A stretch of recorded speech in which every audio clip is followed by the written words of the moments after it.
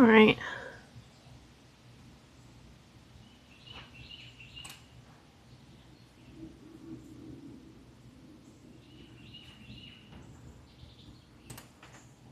Okay.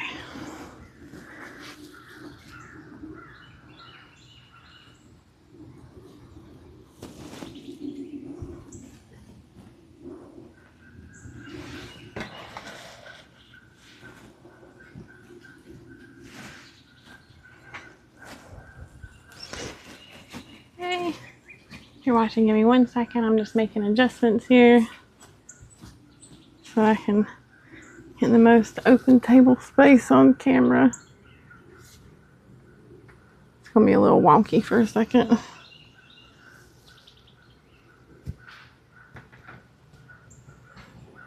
And of course I'm gonna do it wrong.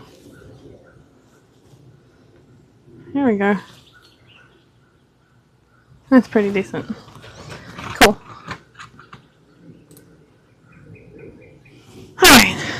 Today I have, it's not gonna be the longest stream, but I'm gonna be doing some up-potting and then possibly some propagation of some cuttings that I have.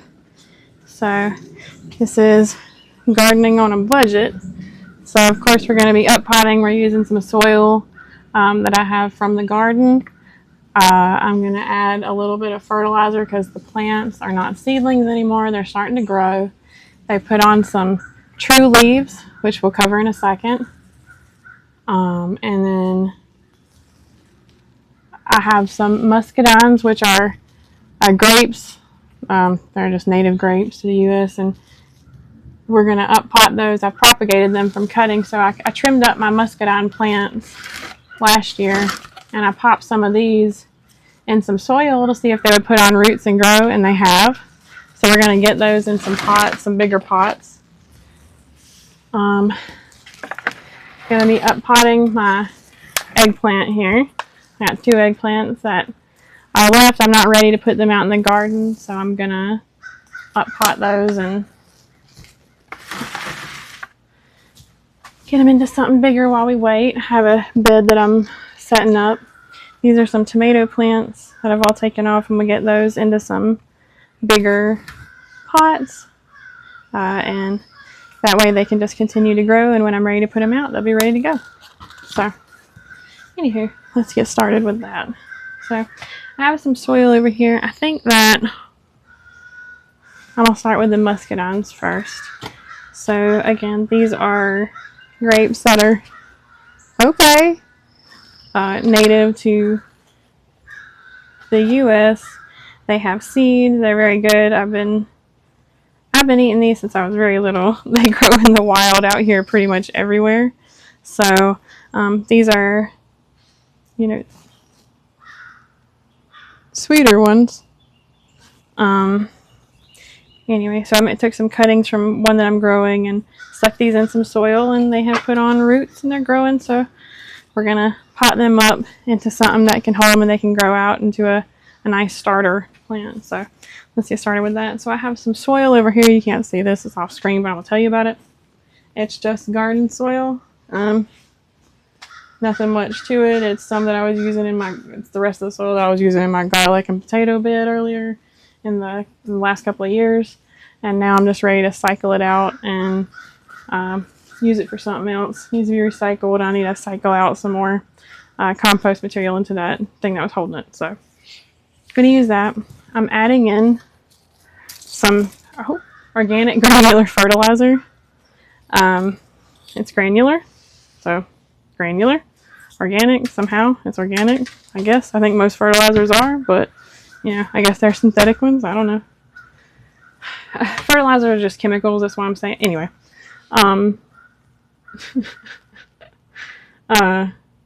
So we're going to mix that in. The fertilizer that I use is called Hollytone, and I guess for a moment we should talk about that. For a growing plant, you want to have a fertilizer that's as close to a 5-5-5 ratio that you can get. So fertilizer is generally measured in a ratio of nitrogen, phosphorus, and potassium, or NPK.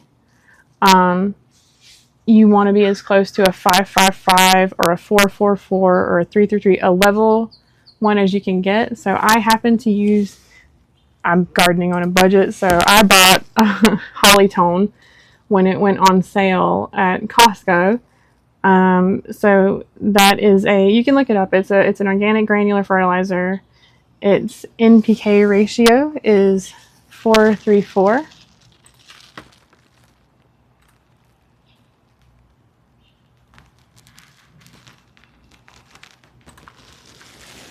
So that's pretty good. That's pretty close to a good level ratio, and I'm fine with that. So I'm going to add some of this into my soil that I'm going to be using to up-pot my plants so that they can access, slow, long release. This won't be available to them very early on, but it'll be available once I plant it out into the garden later. It'll slow release. That's what organic granulars do. I'm going to add that in. I'm also going to be adding, sorry if this is loud, earthworm castings. These are natural plant foods. It's worm poop. I'm going to be adding this in along with my fertilizer just to add some more organic matter into the soil. So to give a nice healthy start for my bigger plants and my up pots. So we add those in and mix it in, and we'll get started.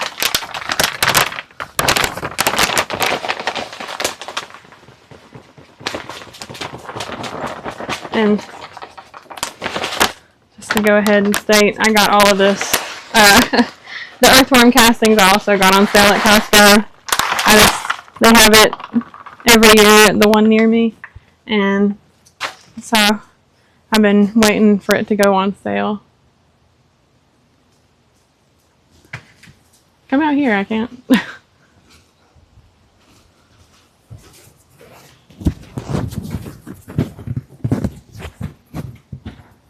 What is it?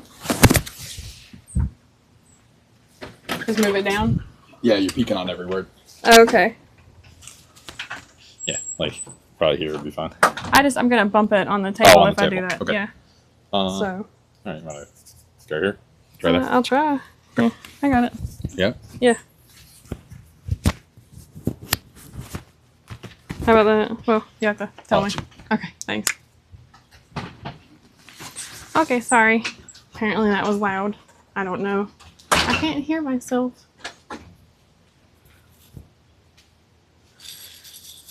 So he's gonna check and make sure that, see if that fixed the peakiness or not. Okay, cool. Alright, sorry about that. So anyway, if you didn't hear any of that, it's fine. We're up-potting. Let me go grab my spade. I'll be right back.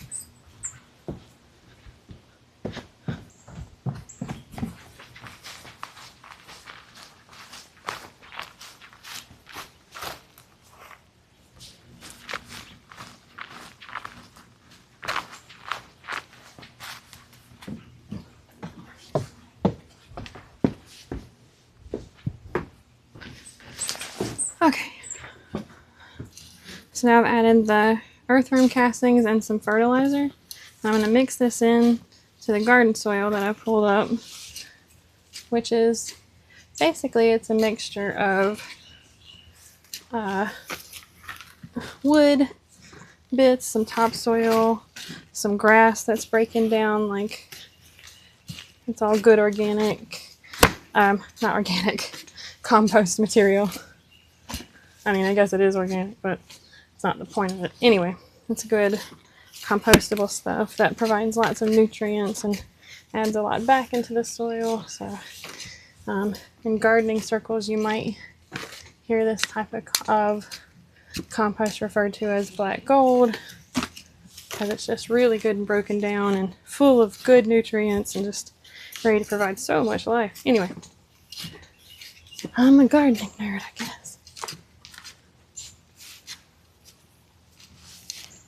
Alright, got that good mixed in. So now we got our slow release fertilizer.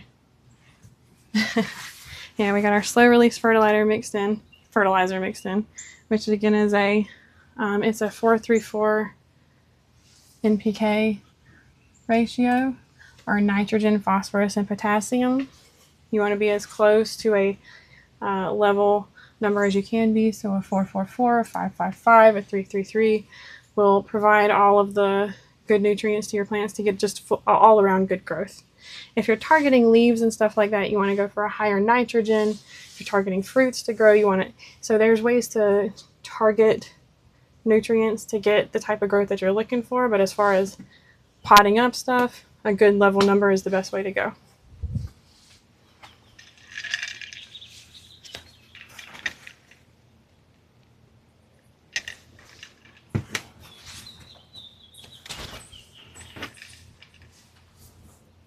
Okay, so I'm going to start with my muscadines. I have some bigger pots to put those in.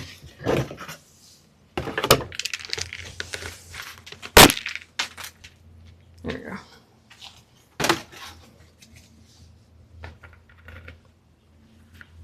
I reckon I should put gloves on. I normally don't mind getting my hands filthy, but I have to touch electronics, so, you know, I reckon I should be a little more thoughtful. I don't know. I don't know.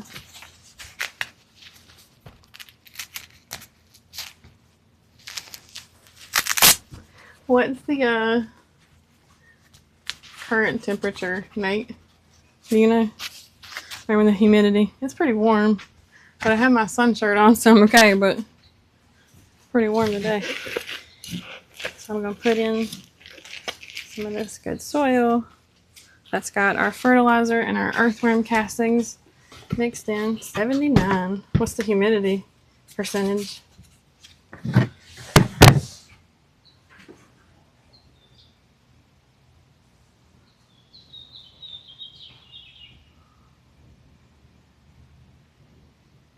I don't know.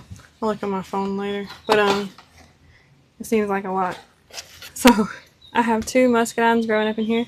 One is very small and one's quite a bit larger. So I have a bigger pot for this one and a smaller pot for the smaller one for right now.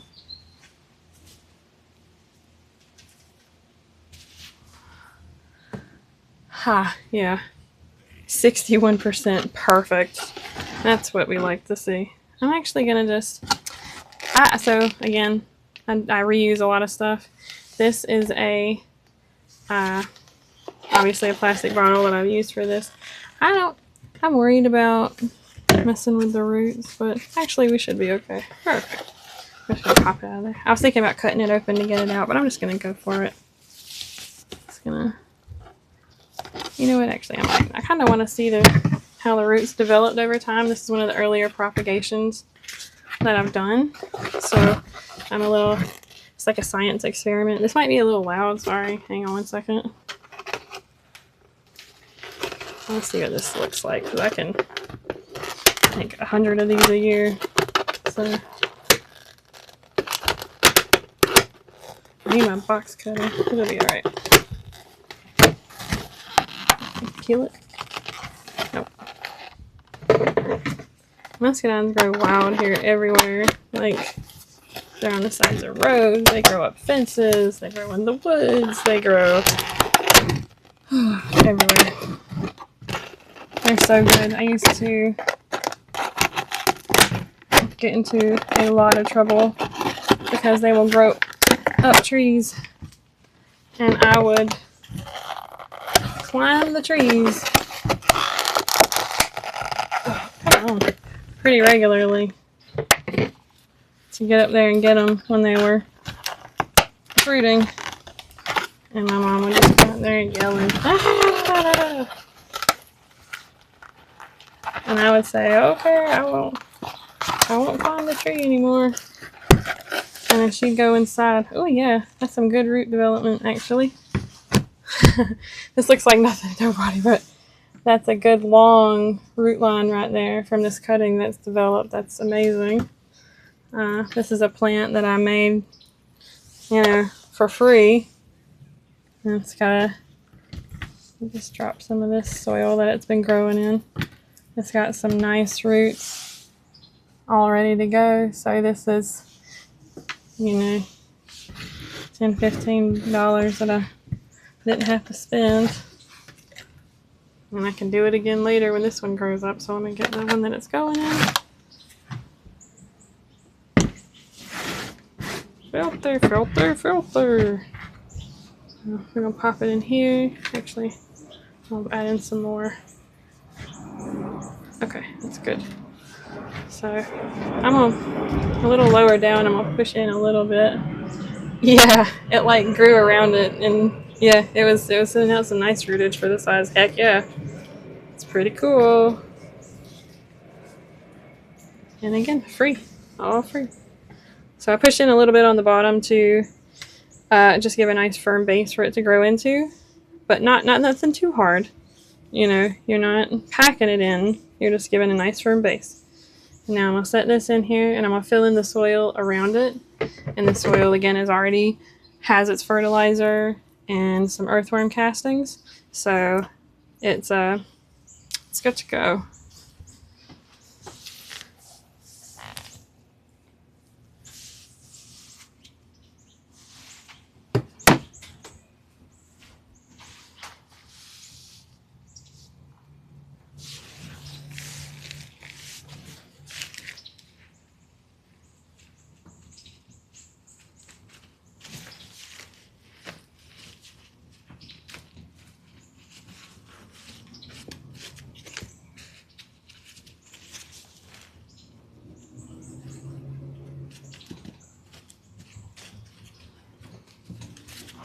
Okay.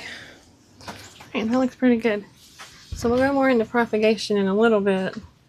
But yeah, this is neat. This is one of the earlier propagations that I did myself. I'm very happy with how it's turned out. It's going to grow up into a nice little muscadine. So for now, because it's just coming out of its propagation container, I'm going to keep it in the shade under my tent here. And when I see it putting off some more leafage, some more growth, I'll start slowly working it outside. I will put it out in the sun for maybe, so it's outside now, but I'll put it out in the sun for maybe an hour a day, and then maybe 2 hours a day, and slowly I'll slowly awaken it to the sun beating down on it, because that is very important. It's called hardening off. Your plants can get sunburnt if they're not used to it, and you just stick them out there, it can kill them off. So gotta be careful. But anyway, so that looks beautiful. It's a muscadine for free.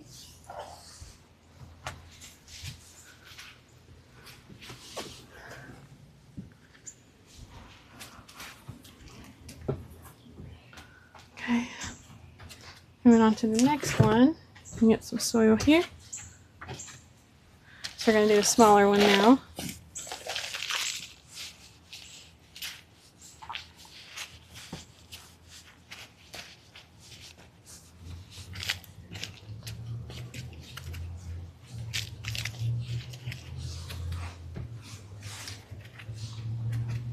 Okay. Check these roots and see how they're doing.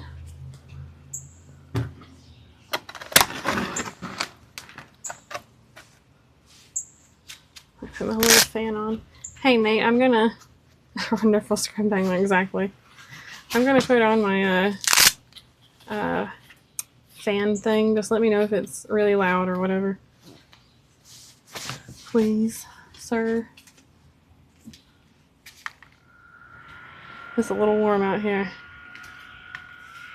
I'm going to it too.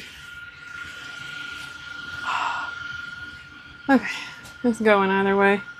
I'm sure it's going to make some sound, but just want to make sure it's not going to sound like a plane taking off.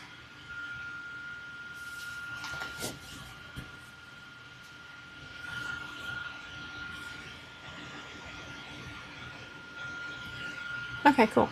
Awesome. Thank goodness. Okay, so now I want to see how the roots developed on this guy.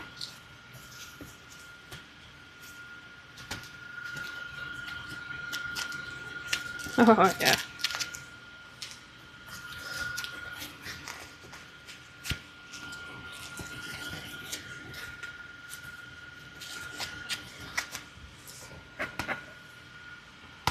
Alright, so let's see what we're working with over here with the smaller muscadine. Who I I did not know if we were going to actually get it. Oh, oh, that is quite the root. You can see that. That's quite a long root for a tiny, tiny little cutting. This guy right here, who needs a little love. So that's what we're going to give him. Alright, cool.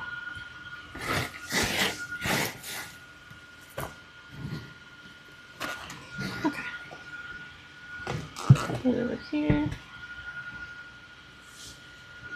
I've already firmed up the soil a little under there. And so you want to have a nice firm base to plant this into, but you also want to, as we're getting soil ready and mixing it up, we add a lot of air into the soil. And it's not necessarily the worst thing in the world, but you don't want to have too much of it, right? Like, too much of a good thing can be a bad thing. So you want to firm it up just a little bit down there, because you don't want the roots directly touching air, but you don't want them to be growing in super compacted soil because they're going to have to fight it. So there's just this nice little happy medium that you're aiming for. And you'll find it. It's easy to realize, like, oh, I don't want to push this in as hard as I can because the roots are going to, you know, everything's going to have to fight it. So if you get to feel it out, the more you do it, you feel it better too. It's hard to get a little better with it. Alright, pack that in a little bit. Tamp it in just slightly at the top. And we got a little muscadine ready to go. Hopefully he'll perk back up. If not, it's okay. I didn't expect both of these to propagate, so I'm just happy for the chance to grow this one again. So we'll see what happens.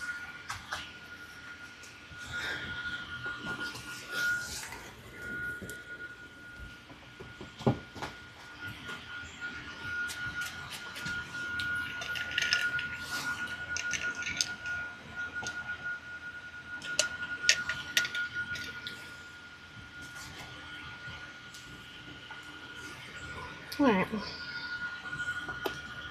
Last one's going to be this guy. I'm going to remove this, which did grow roots but wound up dying off, unfortunately. It's okay. Pop that over there. So now we just got this muscadine.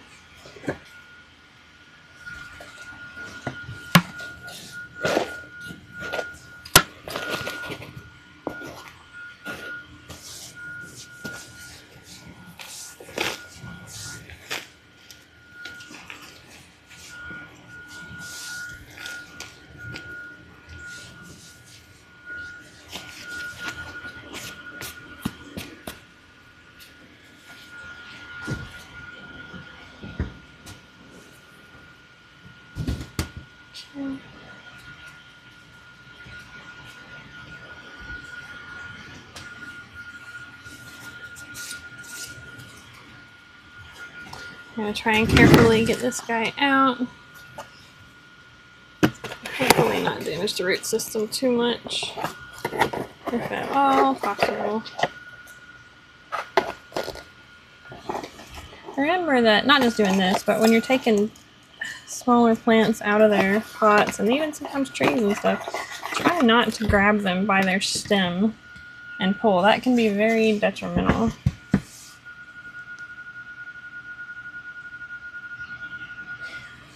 Those I left propagating for, they overwintered, so I pruned last year, towards, I think it was August or September, and I left them in these little propagation humidity dome things for about a little less than a year, you know, so I left them in there for a while. I didn't have to. They were ready to go. They had perked up pretty quickly after I took the cuttings, but I wasn't ready to plant them yet. and I wasn't quite sure what I was going to. It was just kind of a test to see if I could get the propagation to work. So I basically just waited until now when I kind of had a plan of where I was going to put them. So could have done this earlier. Didn't. So we got some decent rootage here. It's very thick. You can see that. There's quite a few different little roots sticking off of here, so that's great.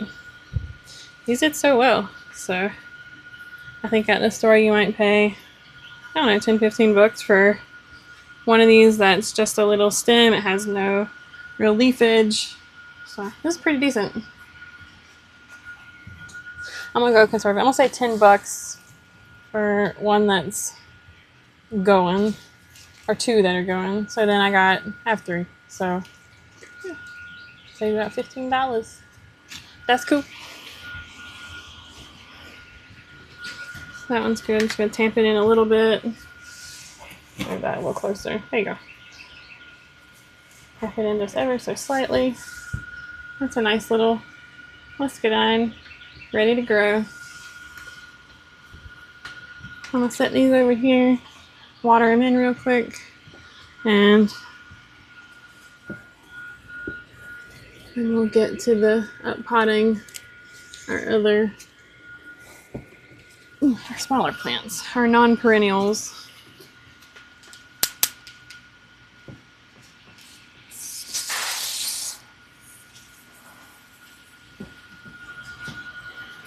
I didn't show wetting the soil down today because we've had a rainstorm the last 2 days, and the soil that I'm using was sitting out in the rainstorm, so it's already decently moist, and watering it in right now, there's no pullage or anything. It's taking to the water quite easily, so there's no worries here about it rejecting water or anything like that right now, so it's good to go. Just saying why I didn't show it. It's normally you'd want to water in your planting mixture, and there's a certain, level of moisture that moisture level that you want it to get to before you start up-potting, but I'm good to go today, so didn't have to do that. But I do water it in afterwards just to settle in that soil, fill in any air gaps with soil, all that good stuff.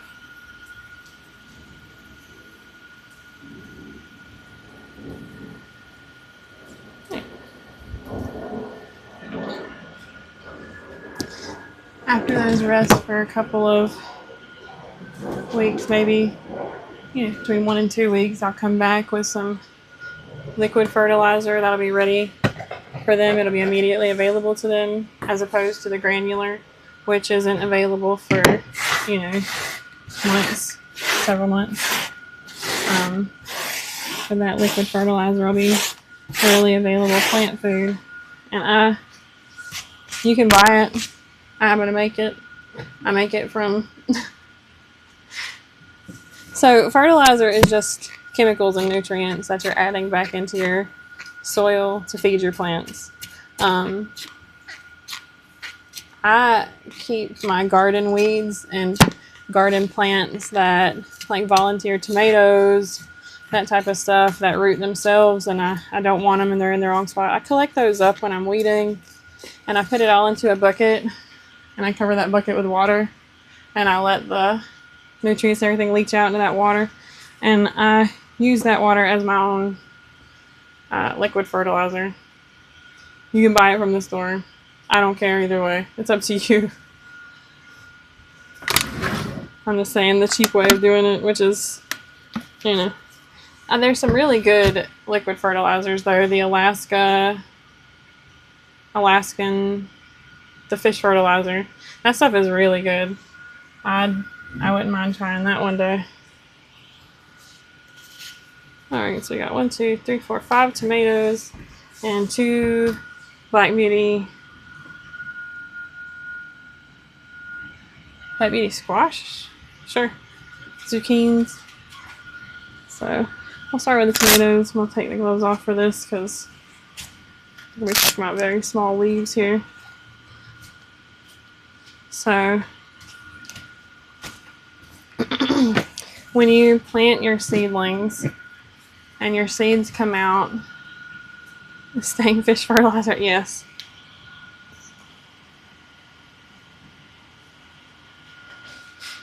I'm not sure. I want to say, I believe it's just called Alaskan fish fertilizer. I'm not sure. But,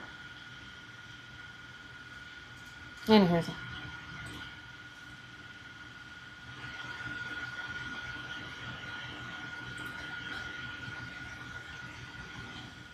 Oh, man.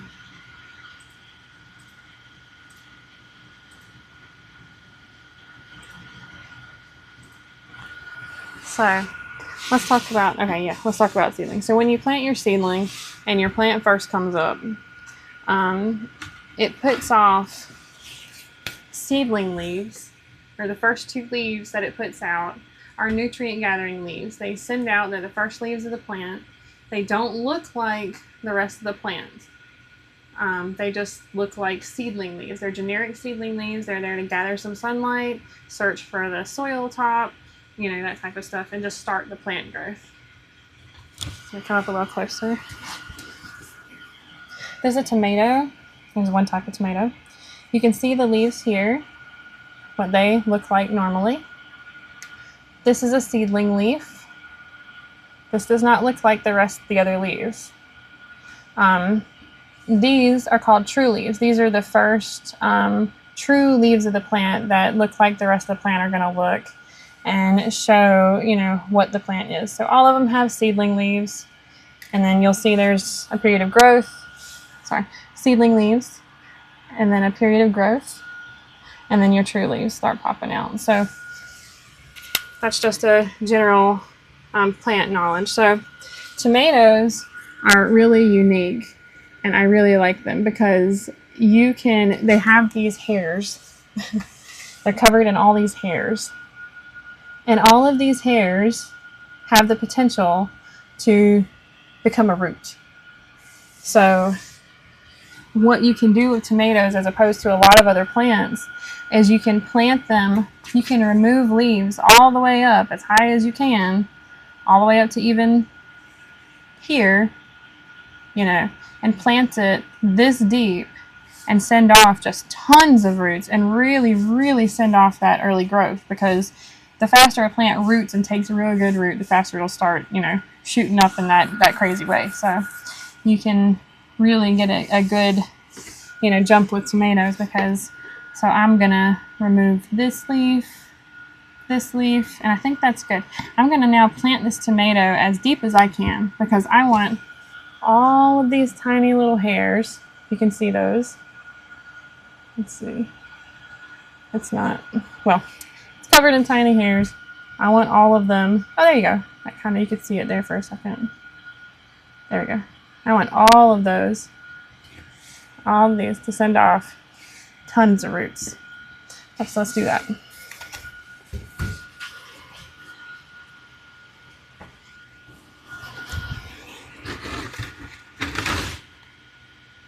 I'm going to keep this out here because it tells me which one is which. We'll take off these other tiny little seedling leaves. Go ahead and remove all of them. And you can do this whether you're up-potting or planting out in the garden.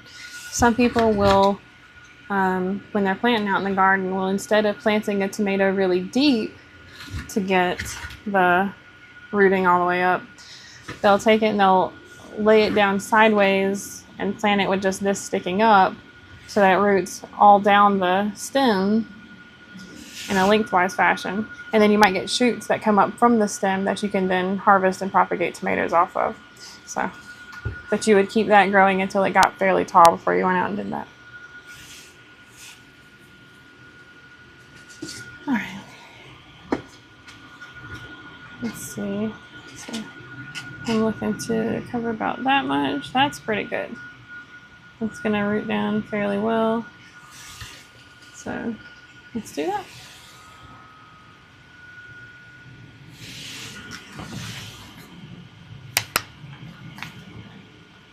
These are my mortgage lifter tomatoes in the back. So I have 2 of those and then 3 yellow pear tomatoes, which are my preferred type of cherry tomato, I guess. They're just a smaller, fruitier,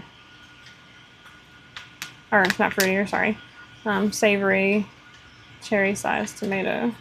So carefully slide that out. That's good. Let's see, we can see the roots on this guy. Looks good. We're going to add a lot more to that.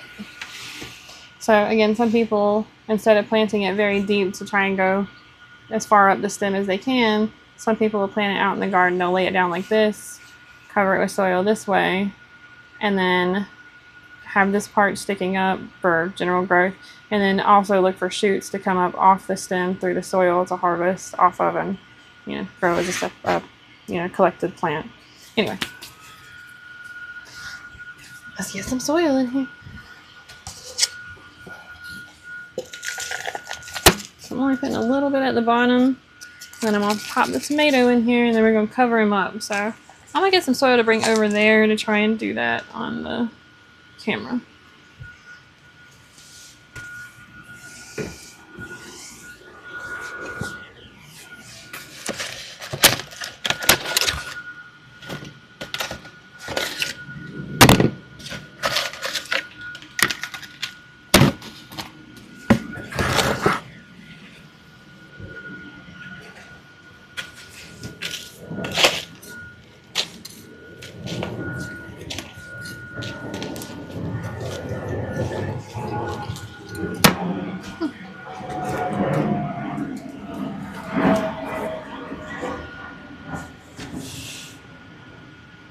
So I have some soil in the very bottom of this already, just a little bit.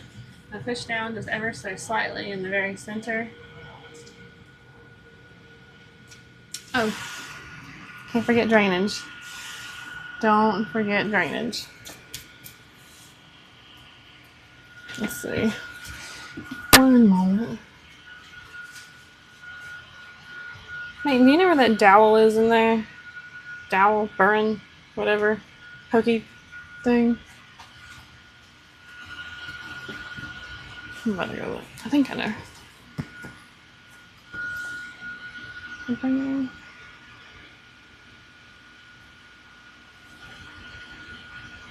It might be on the table.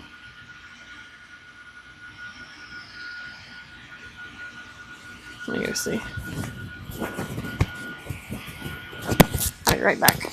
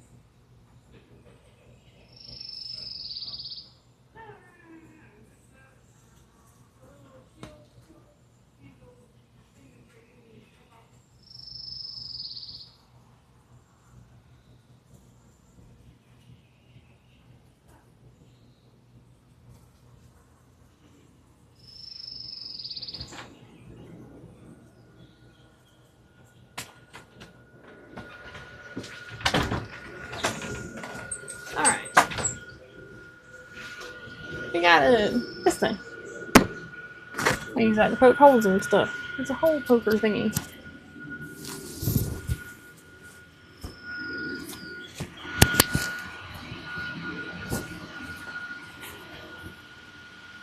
Alright. So let's put this soil back real quick. I'll poke some holes in this real fast. I'll try and be as quick as I can. Let me go ahead and do like 3 at a time. So it's not. Actually, I got you guys. Hang on. 1, 2, 3, 4, 5, 6, 7.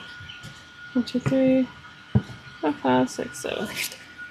Let's go ahead and take care of these. I'll be right back. I'm gonna go poke holes in these. It's very loud.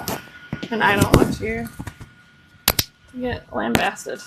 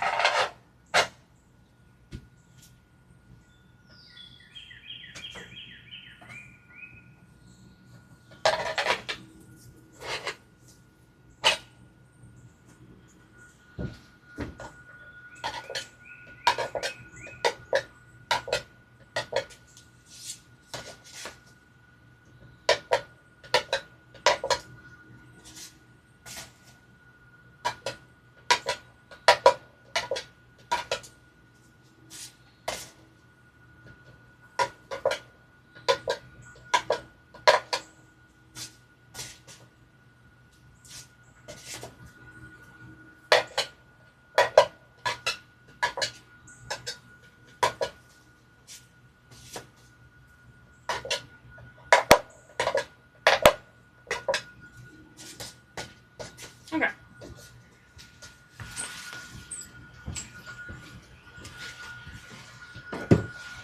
Okay. Got some all very important drainage holes. Hang on 1 second.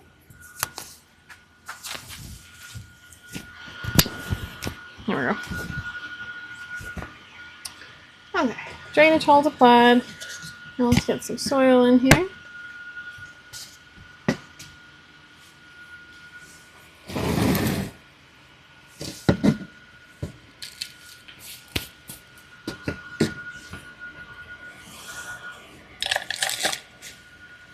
Some in the bottom, pack it in a little bit. A little bit more. Give you a little base. We'll take our little tomato.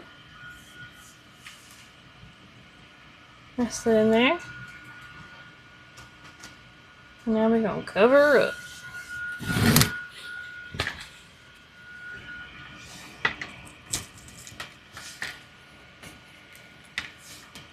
However you care to hold her in place, you do that. I'll put in a little soil. Come back in and pack it in every now and then, just so lightly. Just to ensure that it's firming up down there. There's no giant air pockets, that type of stuff.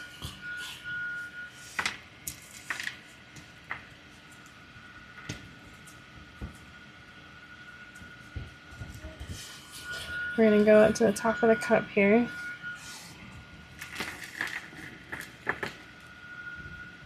Light and packing in behind us. We're not pushing down hard. I'm just making sure there's no giant pockets of air.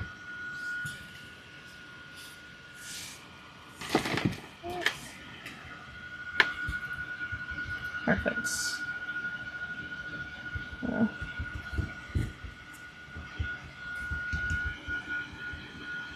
This is a mortgage lifter tomato. It's one of my favorite bigger, savorier types. I like a big slicing tomato, and they are very good. They are an heirloom variety, and heirloom just means that I can save the seeds from my last crop of them and regrow them. You want your heirlooms. They're good. Good stuff. Put that sort of back. Yeah. That's a really good one. It looks good. Let's get our label. And our labels. Now we can make sure we know what everybody is.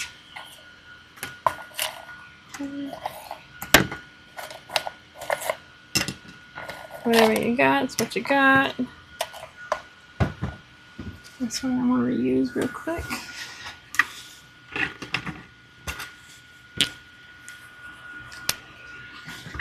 So this is now my mortgage lifter. So ML tomato. So I'm not too worried about the date with which I uppotted. I'm not tracking that right now, so I'm not going to worry about that. And so I'm taking this very tall tomato plant. We have planted it fairly deep as far as we can in this little cup anyway. So all these little hairs are going to send out roots, and it's just going to grow up big and tall. We're going to have a nice vigorous plant to go outside when it's time. Here, we'll move on to the next one. Do the same thing.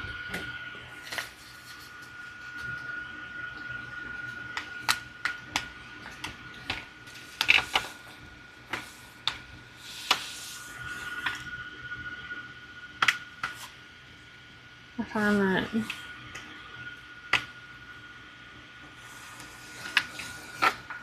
it's sometimes more difficult for me to start tomatoes from seed than it is to, oh, that's reaching roots, out in the garden than it is to up-pot them. So I'm not, I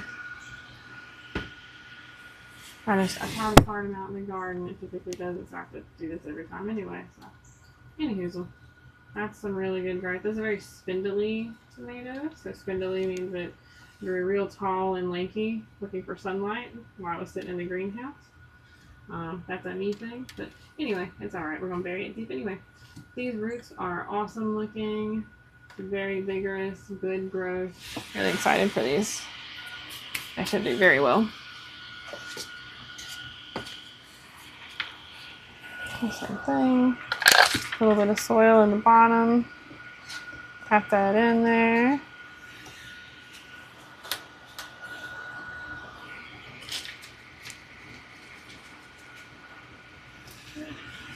We're going to place our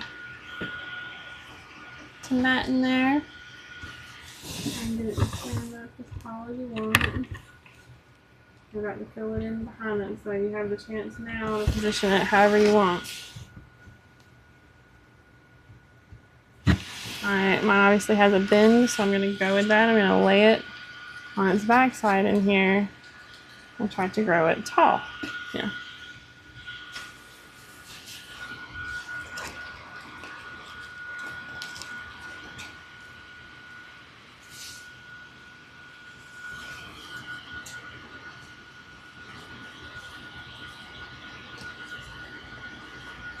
Shifting it around until I get it towards the center, or so that it's growing towards, there we go. Now I'm going to hold the leafage while I pour in some soil behind it.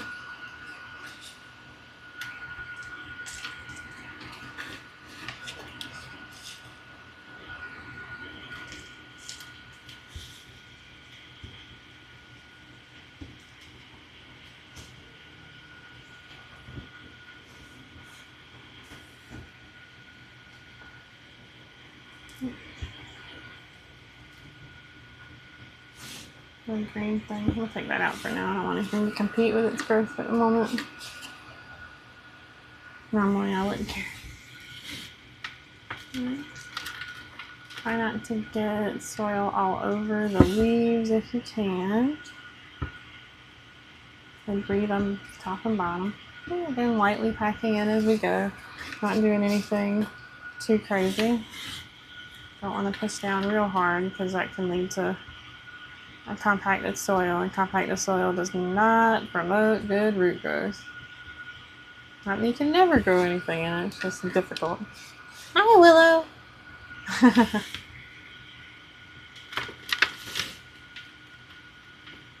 So I cover it going all the way up the stem of this guy.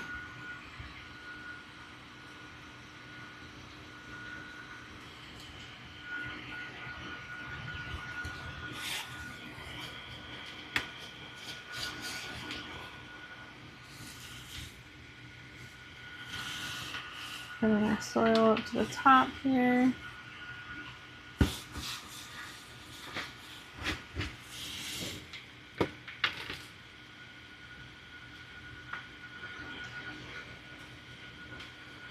Put it off just ever so lightly. Spin, pat, pat, pat, pat, pat. Okay. Take the soil off the leaves. Set this guy over to the side. He is potted up. So he's actually gonna, oh, there's more air than I thought. I'm actually gonna do a little bit. He needs the sturdy growth help anyway, so alright.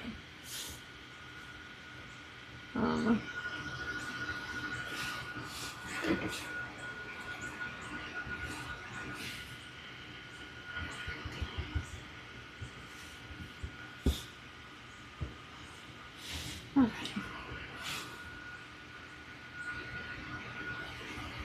Good deal. That's good.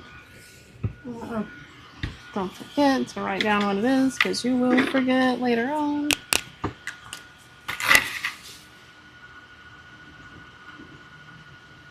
Cabbage lifter, tomato.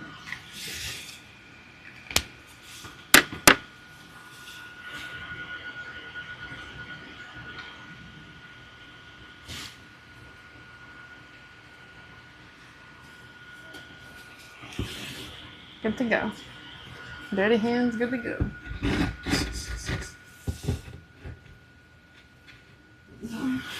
Okay, on to the next tomato here. This is just a little yellow tomato. It's really good. Love growing them. I got 3 of these, so go ahead and write down their tags.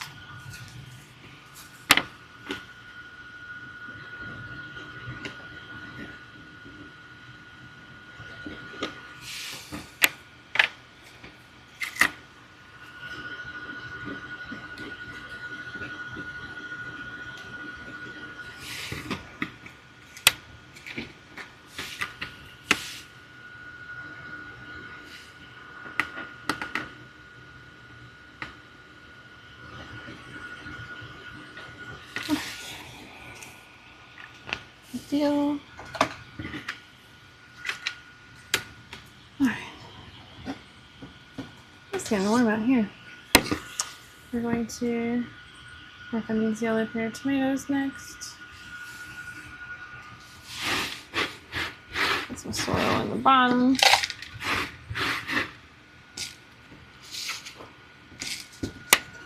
Slight base.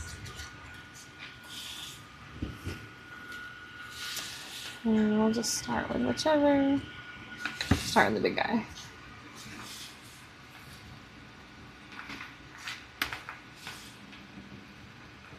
So I'm just like squeezing the bottom little tube and slowly pulling as I go to slide out the root ball. Stand up, please. Hey, Willow. These are the roots of this guy. He's very vigorous, very happy. We're going to see if we can get roots to go all the way up. So that they can, when I plant them out in the garden, they're just going to jump off. So I'll lower this guy down where I want him to be. How I want him to stand. And I'll hold him with one hand and backfill with the other.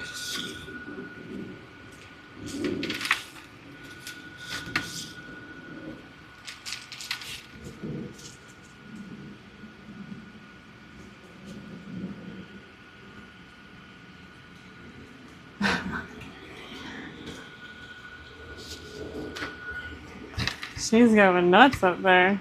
Ooh, that's a stick. I'm just watching her climb up and down and all over. I can see my cat through a window watching me, and she's climbing all over the furniture and trying to see what I'm up to. Anywho.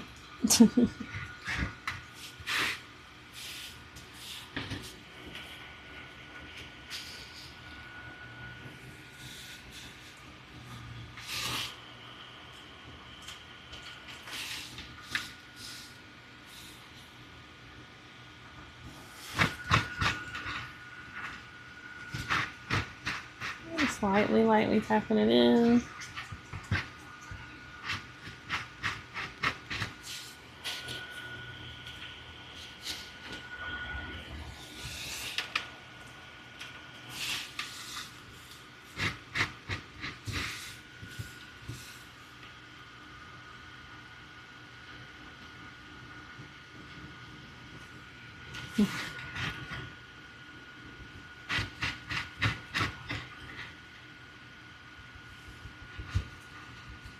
Lightly tapping.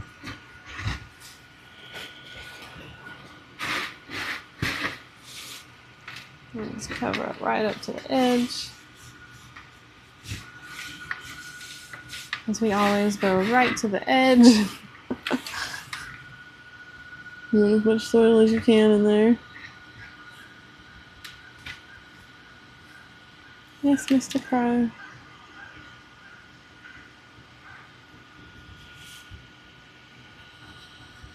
Okay, good, that looks great. It's our little first little tomato here of the other kind that's ready to go. Plant edging is so important. Edging is just important, you know. It should just be a class that you have to take. You should do. I offer a master class in edging if you play World of Warcraft. I am always on the edge of every ability, every bad thing that happens. I dance on the edge constantly.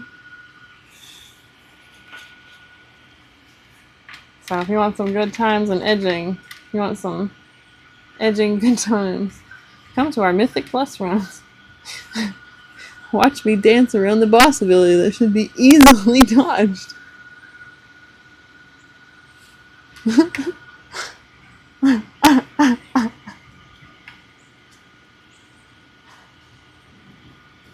Alright. Beautiful. Off to the side. Let's move that guy over.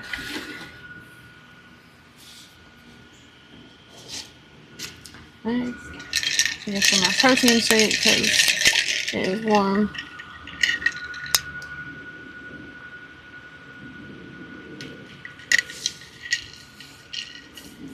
Oh man.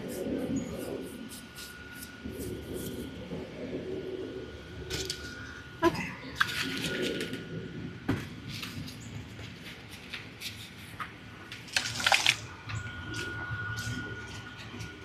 Soil on the bottom, tap it in. A little bit more. These two tomatoes are quite a bit smaller than the others, so I can fill in quite a bit more soil with these. So that's what we're gonna do.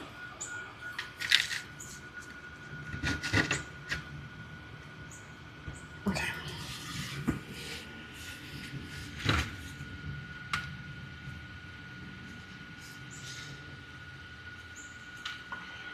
Slowly slide out your little baby seedling. He's very fragile. Come on. All right. Wow. Such a small plant.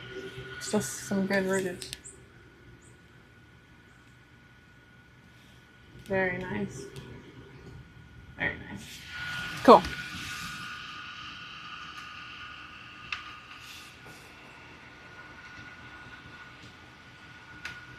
And that almost fits exactly. We're going to fill it in up to the edge, which is going to be right under, you know, where the leaves are. So, perfect.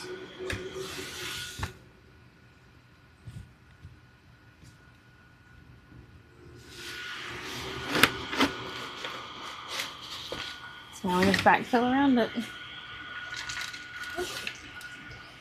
He's very tiny, so he's going to get some dirt on the top. I'm going to constantly be knocking it off, so it'll be what it do.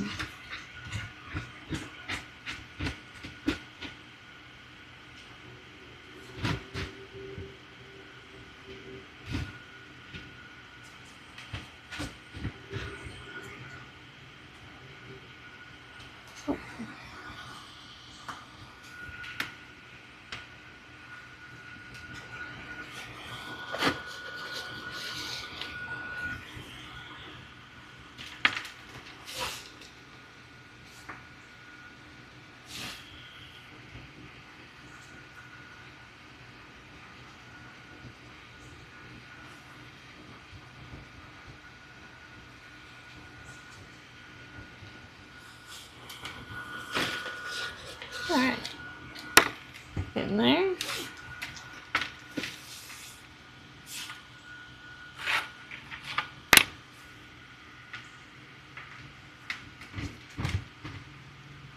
piece of wood. I'm gonna leave that out for right now.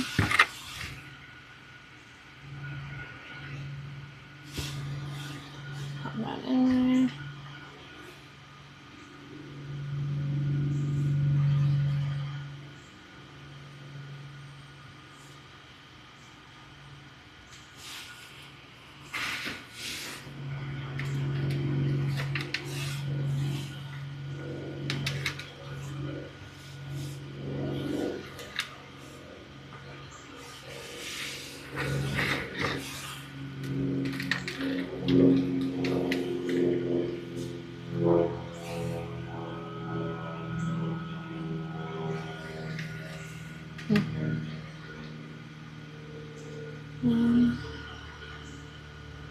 Right, tap that in. And she's pretty much filled in. She's good to go. Dust her off. Try to knock some of that dirt off the leaves because you really don't want dirt on the leaves. That's kind of the last thing you want your dirt to get on. It can cause disease. It stops it from being able to breathe well. Just don't want dirt on leaves. Oh, gorgeous. Cutie patoot. Off to the side.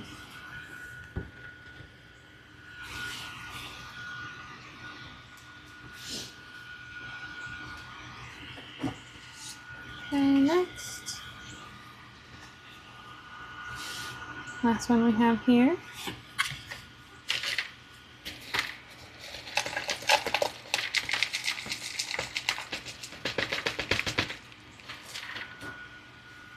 It's fairly small, not the smallest, so we'll just hit the bottom.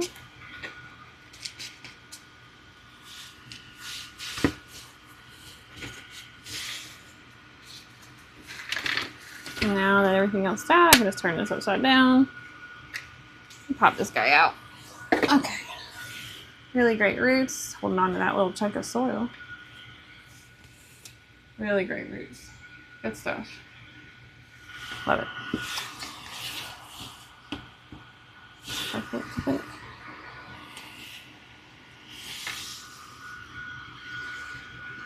Okay. Well, that's great. I might actually even put a little bit more soil in here, so let's raise it up just a little bit. There we go. Yeah.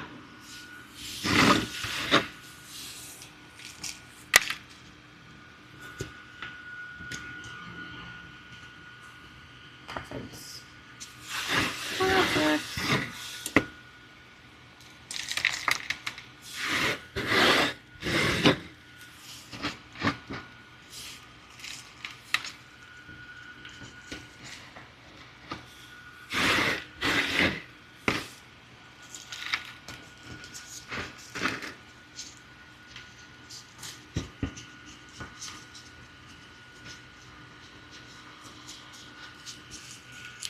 Oh.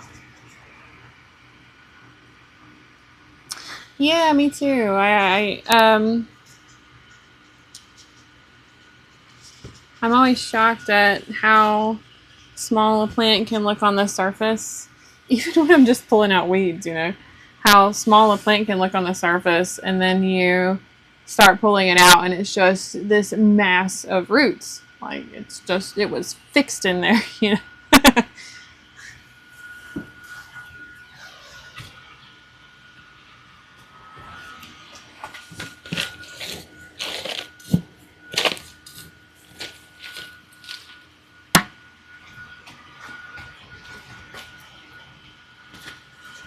Let me get some more soil.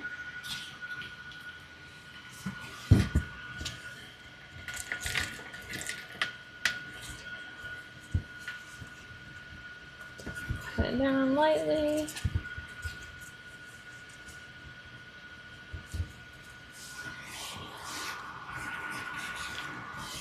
And then a little further.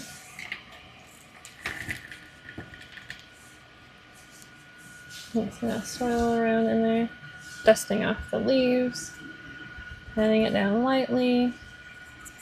Just ever so slightly. We're not tamping it. Just tapping it. Anyway. It's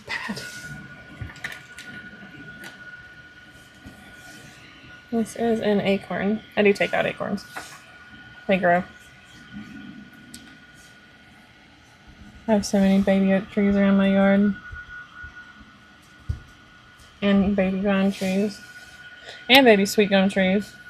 If you like any of those things, hit me up at.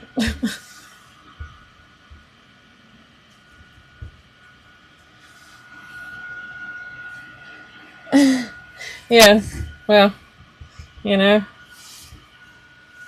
you gotta be able to do it all. That's all there is to it.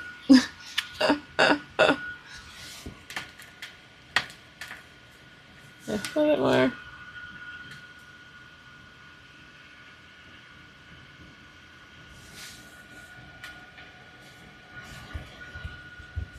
That's great.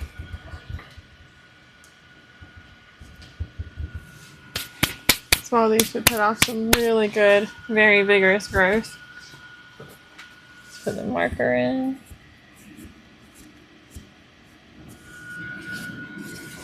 Fantastic.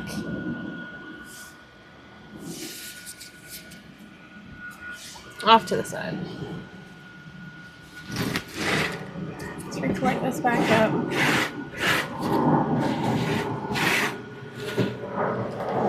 So now I'm going to be up-potting.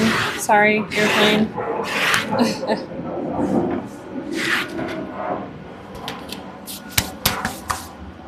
Now I'm going to be up-potting some black beauty squash or black beauty zucchini. Little grass seeds. Goes out. Okay.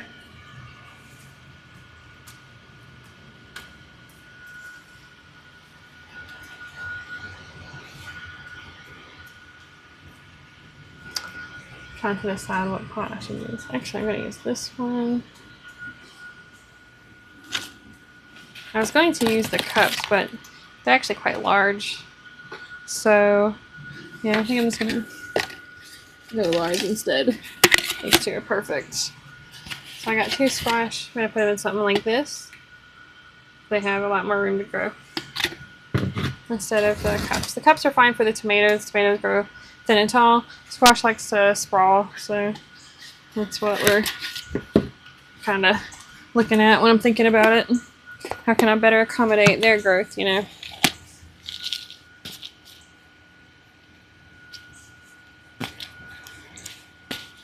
And listen, if you ain't got nothing like this, don't worry about it. Use whatever you got.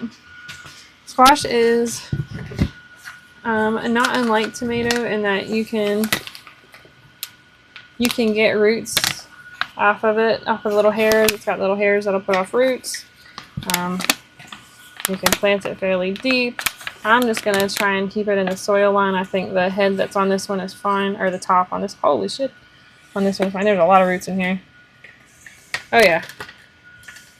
Check that out. That's wild. Very good. And all the way around, we got some nice thick rootage over here. Good stuff. So, whew.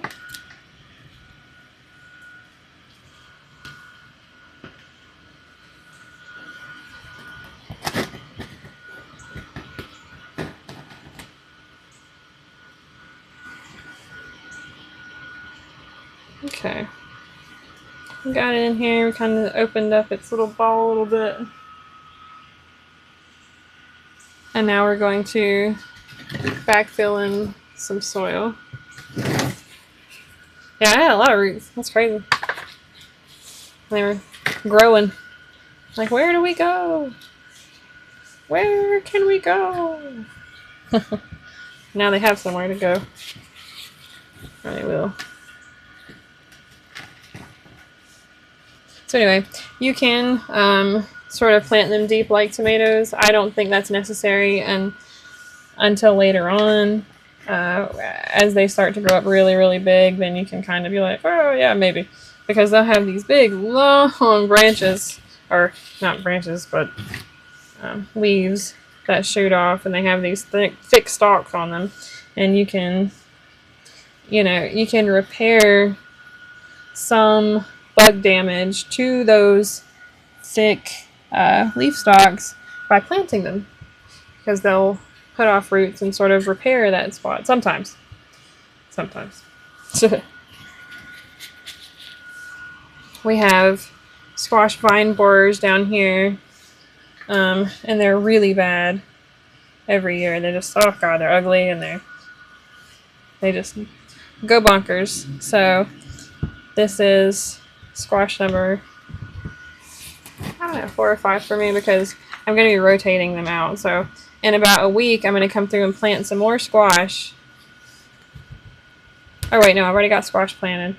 When those grow, I'll up-pot them continually until they're ready to go out. But once one plant gets attacked by the vine borers, I'm going to have to just swap to another. They're a lot to fight. They're very prolific. And I didn't know about them that bad until last year, because I decided that I was going to have a pumpkin patch. And a pumpkin is a squash, and squash vine borers love them, and they were everywhere, because I had pumpkins everywhere. So, alright, this guy's up-potted. We got a nice thick pot to put off his roots into, so we're going to set him down and go to the next one. Boop.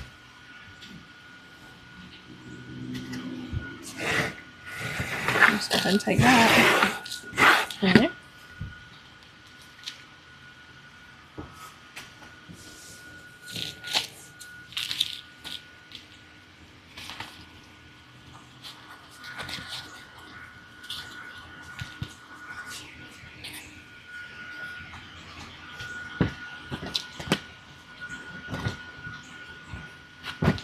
Some room in there. Oh, I gotta make labels for these before I forget to. Well, I got one. I'll have to make some more. Or one more.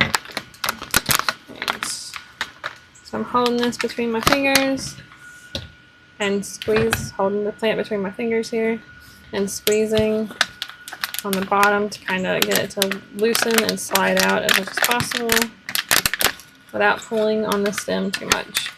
Oh yeah, perfect. Gorgeous, excellent, so good, so happy, amazing, wonderful, excellent rootage.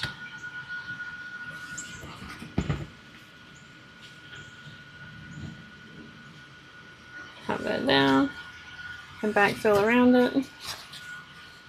So I might need an even bigger one though. Don't really have. I only have a size up from this, so I'm just going to go with it. Go in here.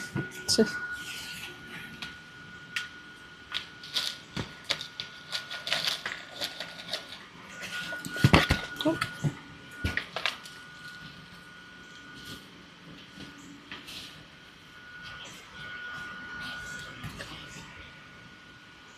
Acorn. Backfill. Back in just slightly.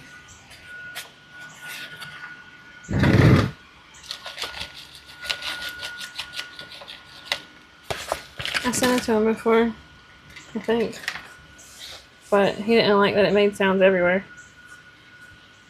as far as I remember. Anywho.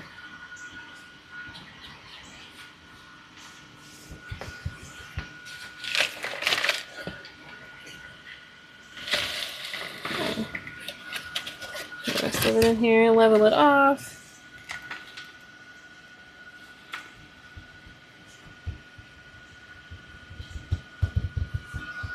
Tap her in. Make sure she's got good connection there. Yeah.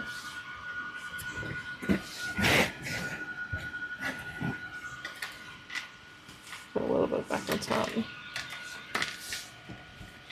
I want to be as level as possible. So anyway, peel it out. Good to go. Excellent.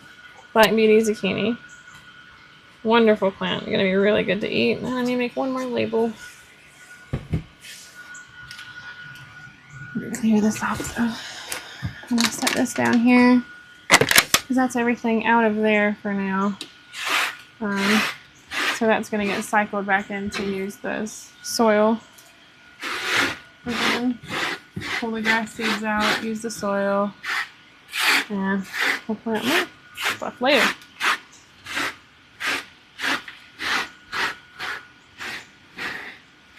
Sorry if that's loud. Again. Alright. I want that wiped off. Set that down.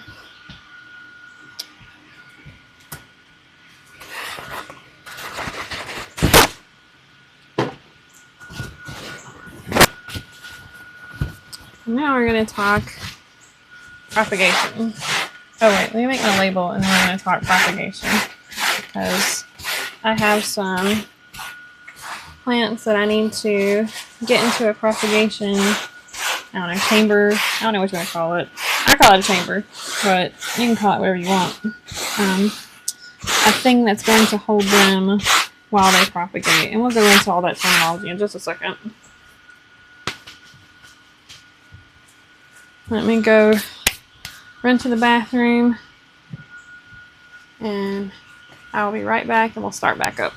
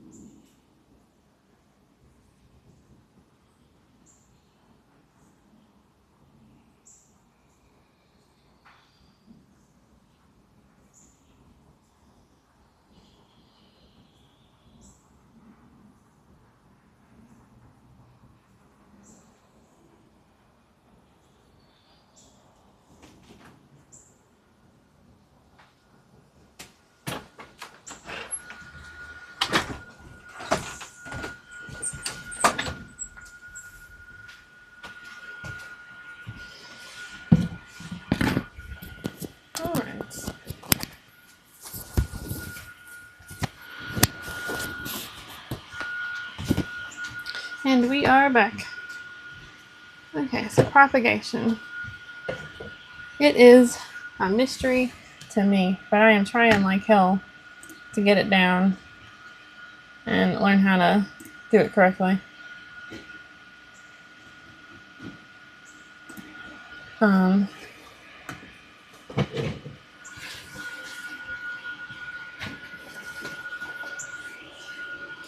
essentially, we are duping the plant into sending out roots from what otherwise are leaf nodes.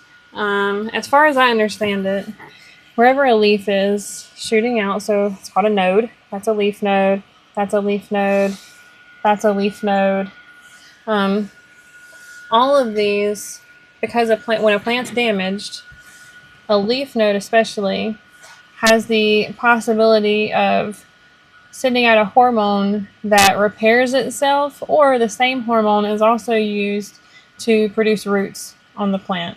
So, the theory behind this type of propagation is that I'm going to be cutting segments of this, and then burying the plant over leaf nodes, a certain number, 2 to 3 to 4, as many as I can get, and then having top off of it, and trying to get that plant to send the hormone that, rather than repairing it, sending out roots. And the way that I will do that is by shoving it down in some sand with some rooting hormone on the tips of it. And we're going to make sure that we're using sand because it's fairly sterile compared to soil. You can use soil. I've done it in both. As you see, I rooted the muscadines in garden soil. So you can generally do it in whatever, but sand is a good option. We're going to bury it fairly deep in there, and then water it in. Oh, oops. Sorry, I keep booping the microphone. Water it in and just make sure that the sand stays moist without being completely drenched. I won't be leaving the lid on, but you can produce the same effect, or a greenhouse effect if you wanted, by getting a taller bin and then leaving a lid on it. You'll be able to trap in a lot more moisture. I keep mine outside and I keep them watered fairly well, so I just wanted to show that that's an option, but I will not be using the lid on mine. So these are just some storage containers filled as high as it, filled with sand almost all the way up to the top. I have one sitting inside of another, and these have feet on them so that they don't rest directly on the bottom, so that I can have drainage. I put holes in the inside on the bottom of this one with the sand in it so that the water can drain out. It can pull into here, and that way it's not just sitting in wet. You don't want your cuttings to ever be sitting in just pure wet. You want them to be in damp soil. Nothing just wet. And this is just generic play sand. I picked it up at Ace Hardware. So, just generic sand. Nothing important there. Alright, so let's get started. I'm going to trim my cuttings up. And get them into this. Let me also get my rooting hormone.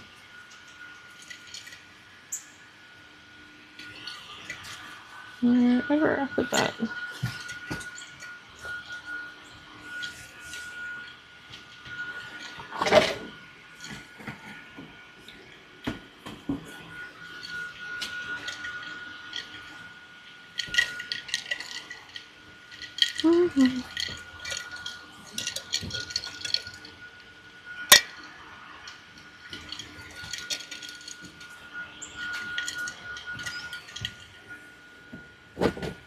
I don't know if I shifted it inside or...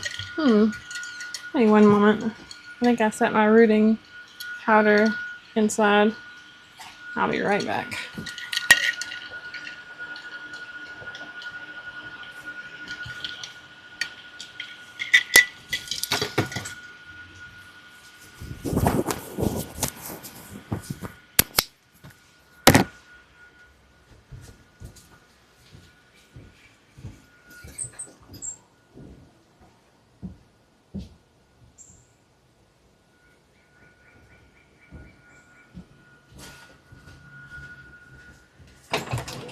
strange. I could have swore that I had that out here.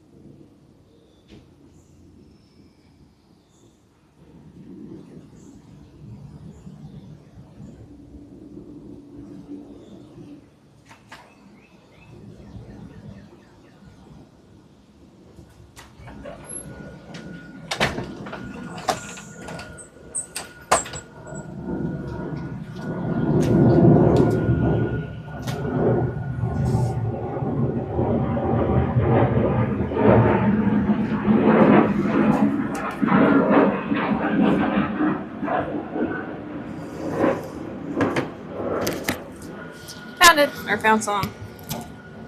So, take root is what I use as a rooting hormone powder. Just to encourage my plants to send off some really good, deep roots like those muscadines did. So, to get started, the first thing that I'm going to do is wipe down. I'm going to be using my trimmers to cut these down, and I don't want to spread disease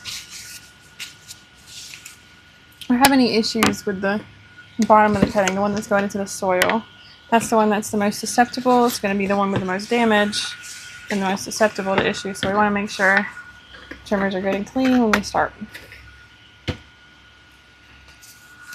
While I'm cleaning these, we'll just talk about what I'm doing today. I'm going to be trimming up. My friend Sarah brought me some azalea cuttings, and from her neighborhood, her yard and neighborhood, they used to have garden clubs out there where they would, all the ladies and other gardeners would go on, let's go, would trade their cuttings and everything, and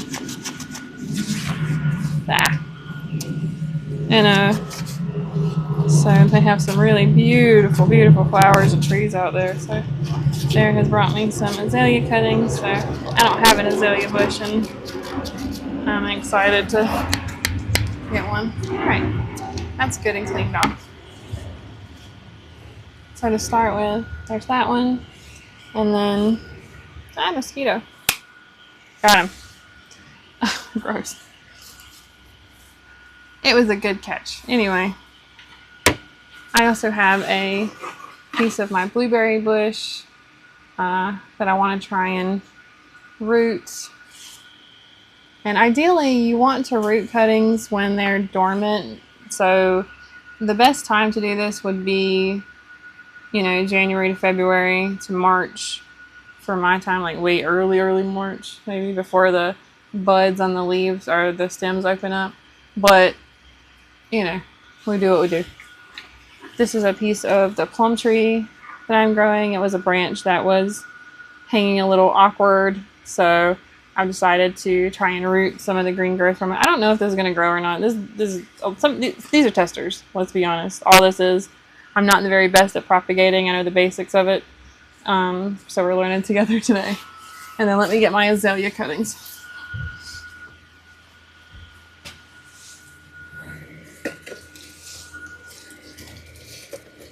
I knew that I wasn't going to be able to get to do the propagation as quickly as I wanted to. I want to be able to stream it, so I've had these guys kind of sitting in some water to retain their moisture for now.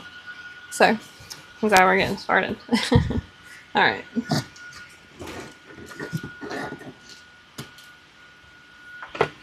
Let me turn this out the way and let's talk about this. Okay. So I'll start with the blueberry bush. So I'm going to trim this fairly short. Like that. And then I'm going to trim off this guy and this guy. This one is also unusual. It's not that pretty, but whatever. I'm all for trying stuff out. So we're going to do it anyway.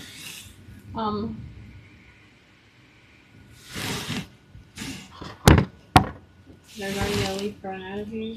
Sorry. There's already a stem growing out of here. So we know that a leaf can grow off of there.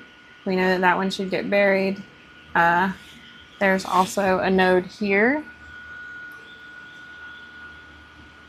And another node here. So I'm going to get some good node to soil connection here. So let me get up for this. So what I'm going to do is where I see a node, so I see a node right here, I'm going to come in and cut at an angle. This is how I do it. So I cut at an angle below the node on the downside.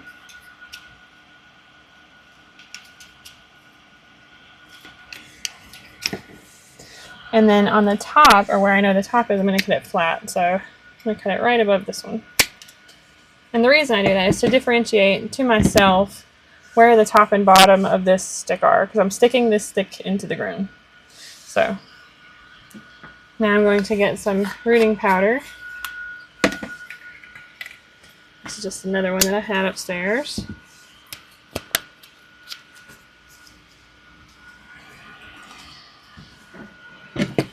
And I'm just going to scratch ever so lightly just below the node of this to try and promote it, to try and repair around there, because that's the hormone that we're wanting to awaken. So we reached the green, I believe it's the cadmium layer.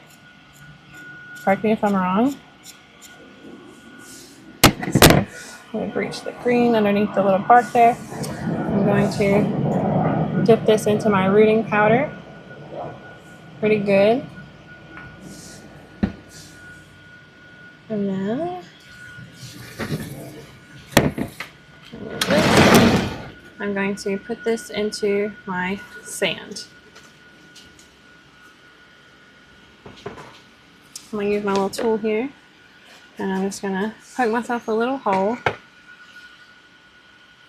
I'm going to slide that right down in there.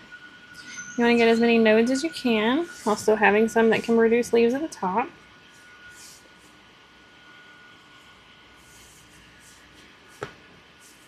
Pack it in ever so slightly, and you're good to go. That's one. Alright, now we're going to, let's see, we'll go on to another one.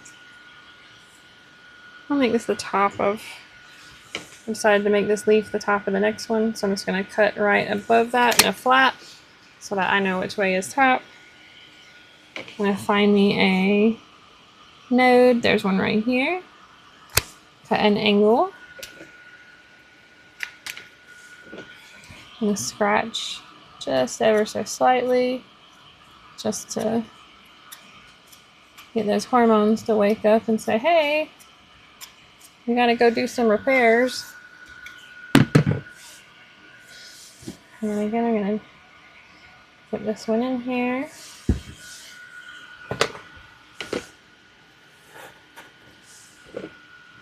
Actually, I go a little further than that, in fact. I don't want to be too close. No, I can. There we go. That's plenty. And what we're looking for is new growth. So what we want to see is new leaves, new buds growing out, all that stuff. All right. The next one I think I'm going to do here. So I'm just going to trim at the top of this one. So now this one's a little different, right? It's got leaves all over it. So what do? So we're going to remove the leaves. Boom. That's a node. Boom. Boom. Taking them off. Taking those leaves off. Boom. So that you're just left kind of with, I'm not even going to leave all these. I'm just going to take off, I'm going to take off up to there. Just going to leave that. That's an excellent little stem piece. So now I'm going to find my node that I want to cut up under, and I'm just going to go with this one. It's the one that I first cut the leaf off of. So it works for me, and I'm going to go at an angle. So at that, now we have a nice angled bottom. I'm going to scratch a little bit to reveal some of the green repair layer underneath, or the green layer that the plant's going to want to repair, which is going to cause it to send those hormones down. You don't want to do that too much because you can invite, bacteria. So we got that. Let's dip this in our growth hormone. Put it into our sleeves. So we're going to go about here. Little hole, slide it in.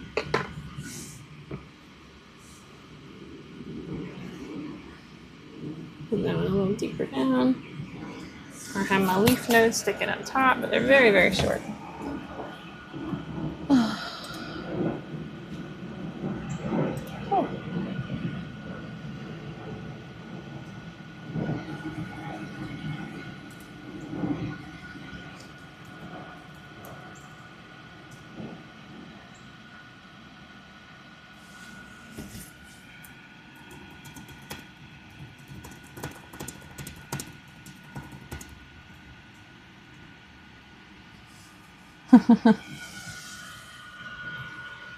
All right. That one's done. So we move to the next one. We're getting up towards the top.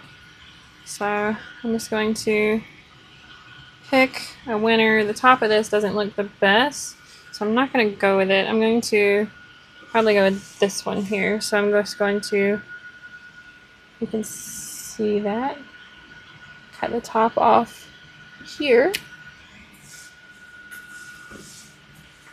So we cut off any diseased branches. Remove all the leaves all the way down. So boom, boom, boom, boom.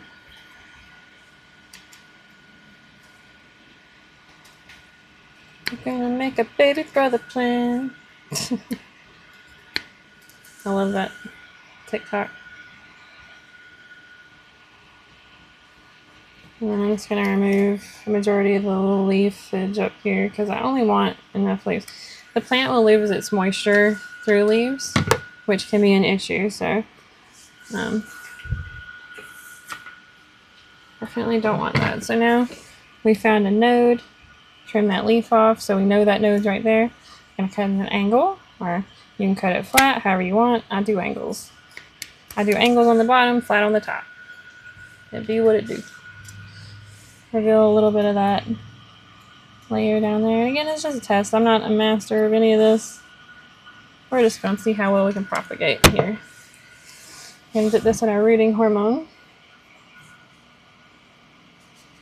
Remember where all these leaf nodes are, so you can see actually very well where the rooting hormone is piling up.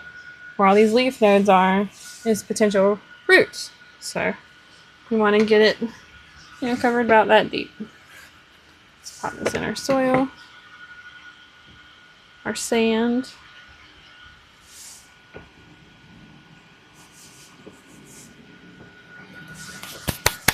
Good deal.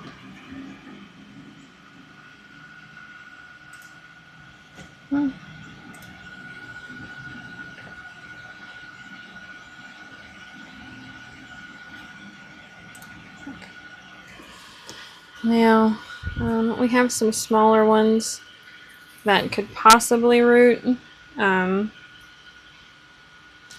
So they're not that strong though. They don't look that good. So I'm just going to toss the rest of these. But that's 4 really good blueberry cuttings that have good potential. Hopefully they'll take off. Where's my leaf pile? Oh. Alright. I'm going to write down that those are the blueberries. That's that one line.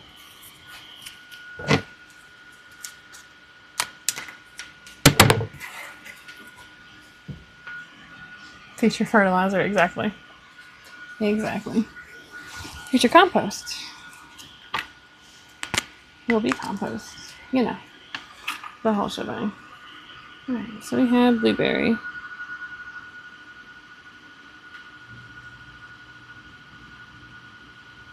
Unfortunately, I don't know what type of blueberry this is when I do my research on it.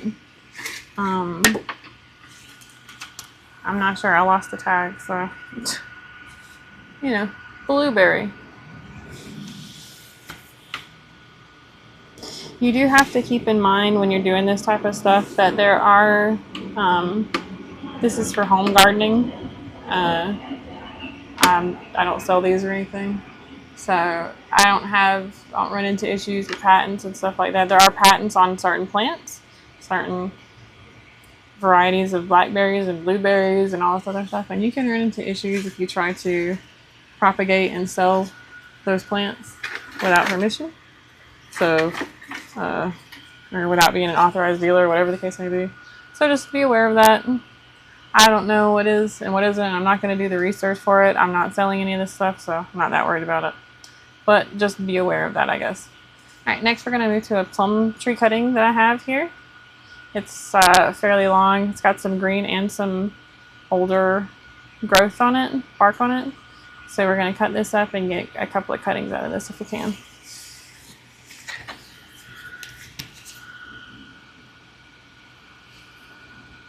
I'm going to top here. Yeah. And that cutting, it's good. Cut that one. It's cutting.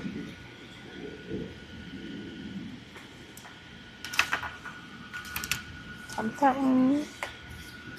And then we'll just trim it at the top. Perfect. So now we have our cuttings. Now I'm just going to trim them up so that they're ready to go into the soil real quick. Push this out. Maybe you can see me. Get rid of the leaves.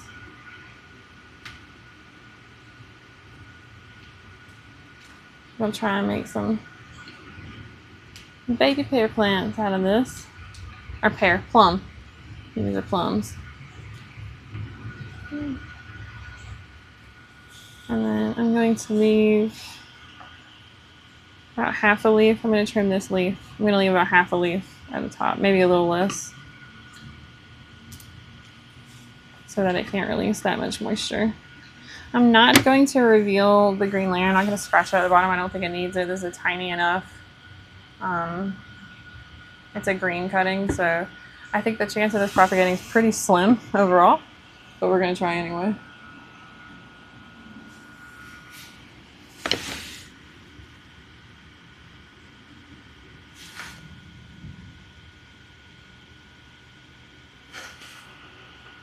Okay. Not going in there.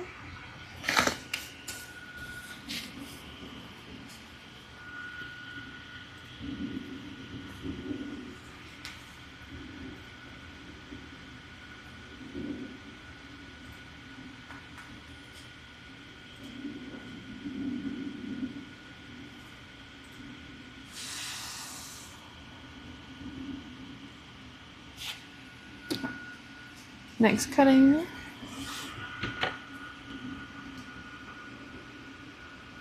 So this is actually a great example. So what we're talking about is how the node can be a growth point or a root point. These are putting off tiny little new branches. And so we're going to cut that back and say, hey, fix this. And when it goes to fix it, the idea is that it's going to be like, oh, it's dark here. What I need to fix is send out roots. That's what I got to do. So let's remove these and these.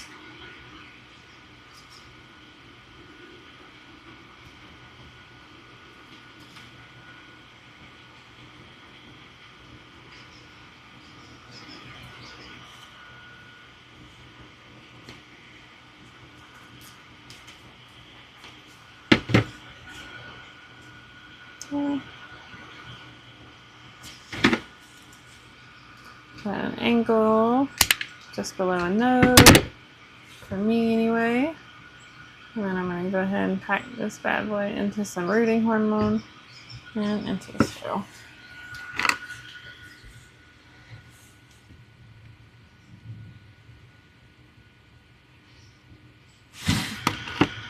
Love it. Perfect. All right.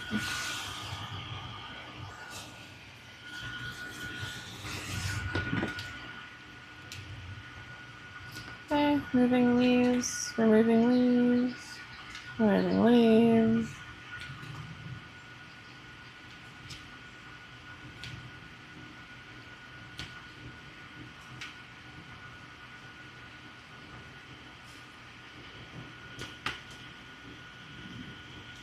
Oops.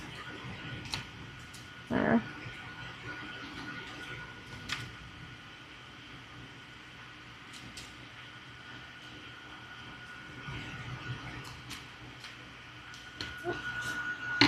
Getting a little further down, so the stem's starting to get a little bit harder, but not too much. So I'm going to cut an angle just below this node.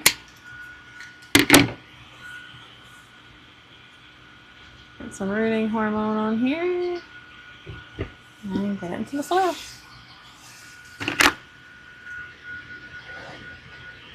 Alright.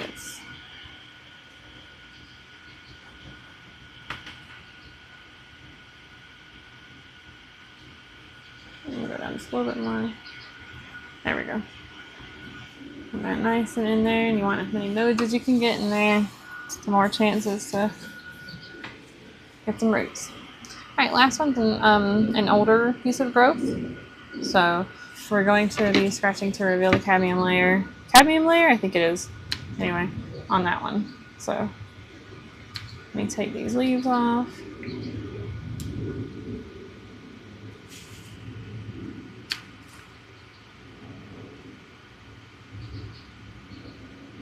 And then I'm just going to leave one leaf at the very top here.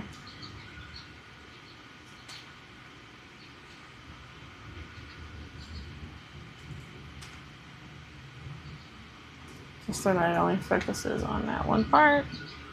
Great. At an angle. Done.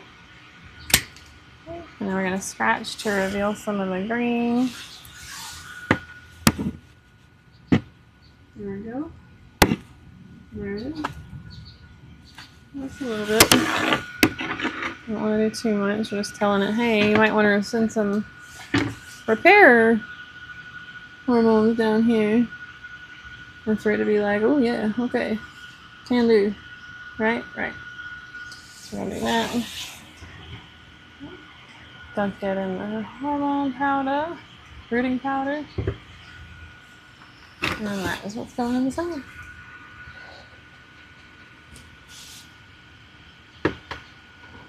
Okay. Down into the soil you go. The sand, the soil. Right. And that's our one. So let me.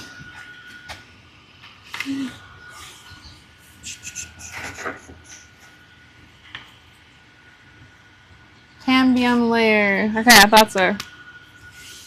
Good to know.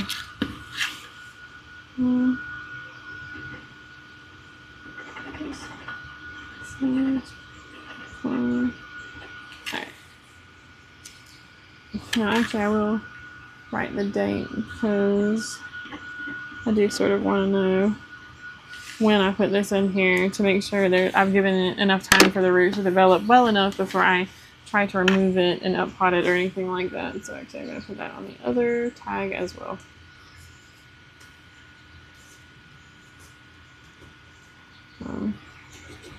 Definitely don't want to try to do anything too early.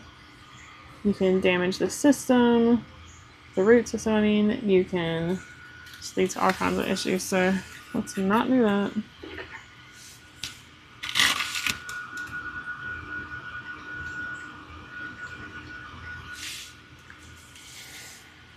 Today's the 14th. It's a sunny 78 or something.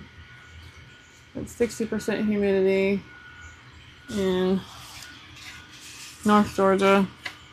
Northern Georgia, not North Georgia. But Northern Georgia. Zone 8. B. 8A, something like that. 8A, I think. But I have microclimates that range quite differently. I don't know what they all are. I have a weird, because I'm in such a mountainous area, I have this weird pit area in the back of my yard that is it's able to grow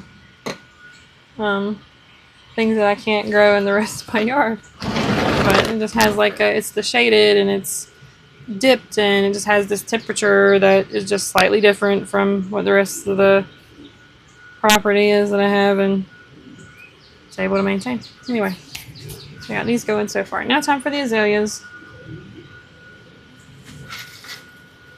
So these are kind of, they're sprawling, so I gotta trim these up real good. I'm gonna set my tub on the ground so I can get to these because they are just everywhere.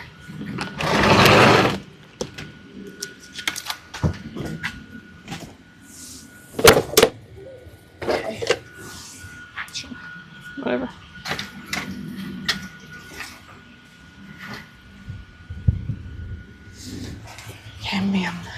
Cambium layer.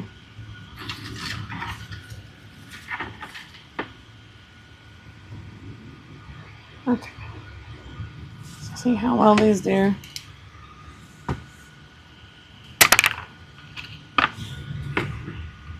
Doing the same thing, finding the first node, which is there, trimming at an angle underneath, and then hopefully that one will root.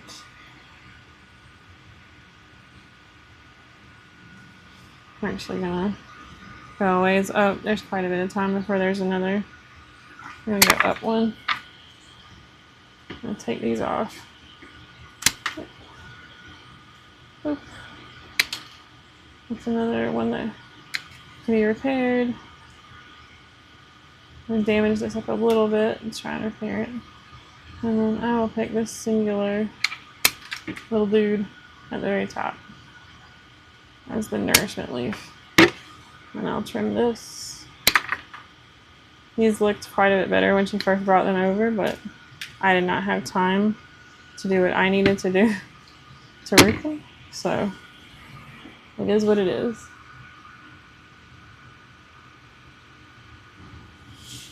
I think that's what I was saying, the cambium instead of cambium. Anyway. I don't know.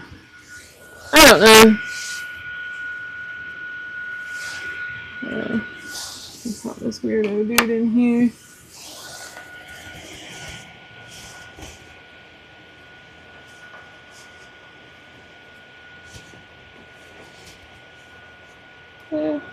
Got that buried in the sand.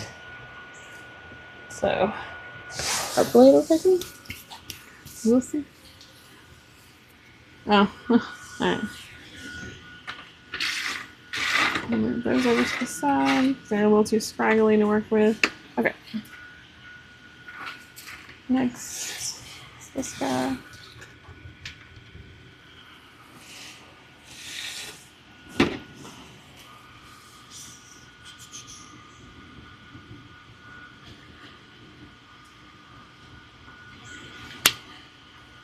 Yeah.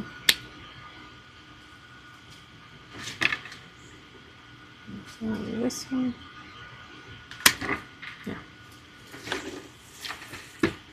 Let's go ahead and trim these up, and then once I get them trimmed up, I'll do the whole thing. I'll root them up, all that stuff. Just gonna choose the top here. Yeah.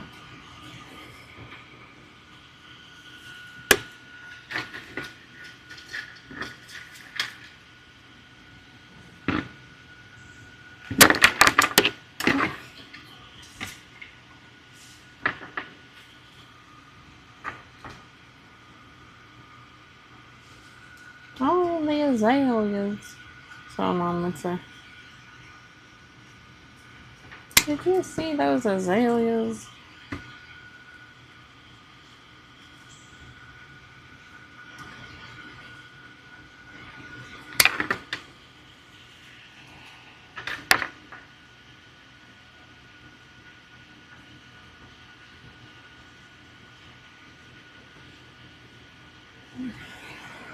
I'll go with that.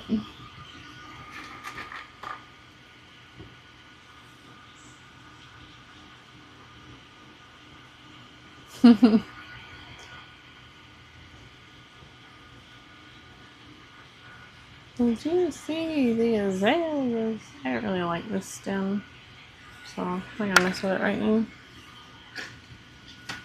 Next one. Oh no! I screwed at everything. Go back up there.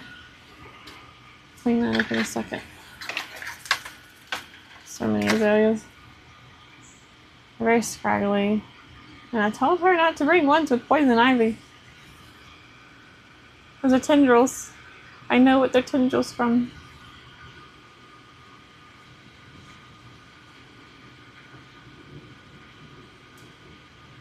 Probably all dried out though. So we're probably alright. So we'll take this one. So picking a node area or where branches or leaves are coming out and trimming at an angle underneath.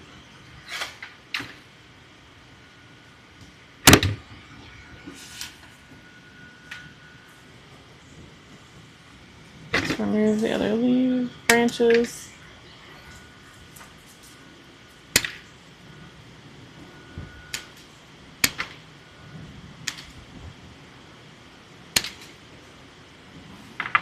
And then I'm just going to pick the center top. I remove the older leaves, the bigger ones. They'll cause too much moisture to leave the plant while it's trying to root, and I don't want that. Okay. I'm also going to take off the flower centers. I don't need it to flower right now. I need to focus on putting on roots and growing out from there. So I'm actually going to shorten this up some now that I see how tall it really is. Probably to here. There we go. I could probably get 2 out of that. So that's what I'll try for, I think. This won't have a leaf top, so this one, I mean, won't have a leaf top. That's okay.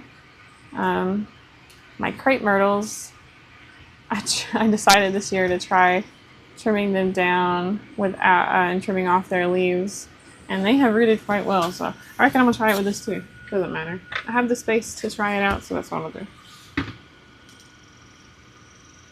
This one we're gonna clean up. Yeah. Just trim off that guy.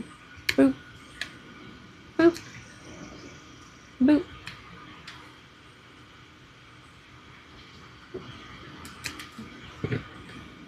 Trim at an angle. And on the top, I'm just gonna leave 1 leaf.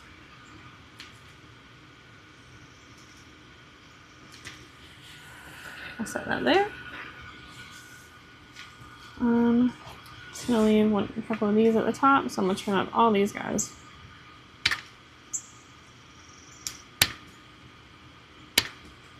Future.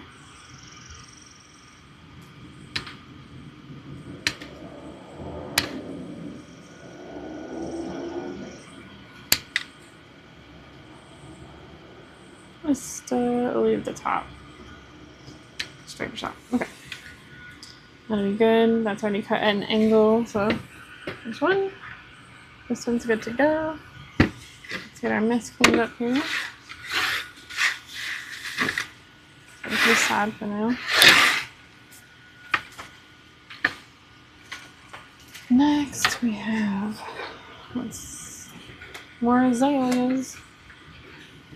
Any good ones on here? That's fine. More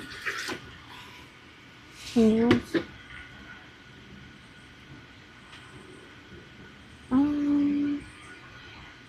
I like that one. That's actually a pretty good one.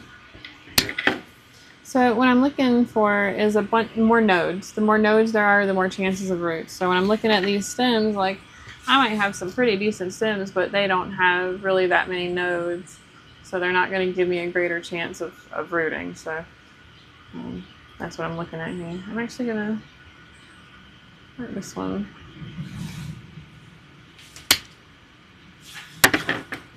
Turn this one away. I don't really like that one.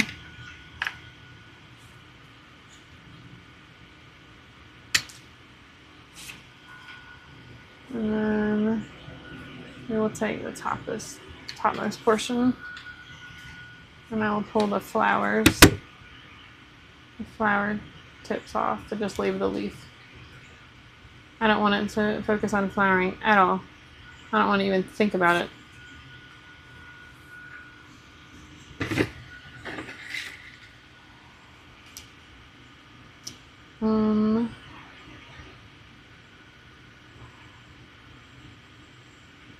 Maybe do this guy.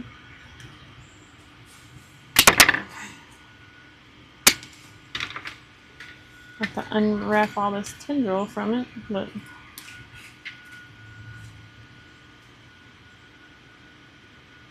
who do we want to be the lead?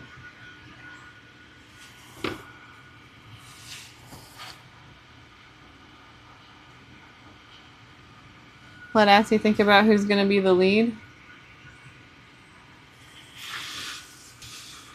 I don't know about that.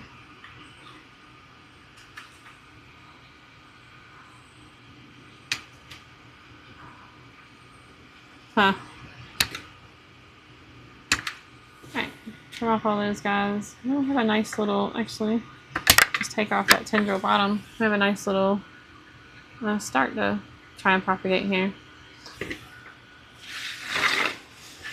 And if you're just tuning in, I'm trying to propagate some azaleas. I've never done it before. We're going to see how well this works out. So I'm trying to prep them before I get it going. I'm going to pull the flowers off.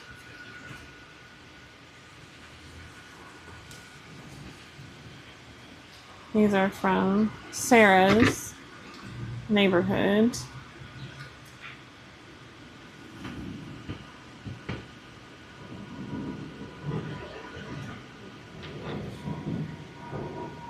So it's a nice little cutting right there.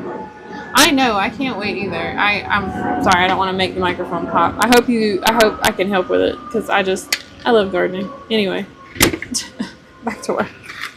This is a nice little cutting. I recut right below the node down here. And now we're gonna set that aside, clear this off, and move on to the next.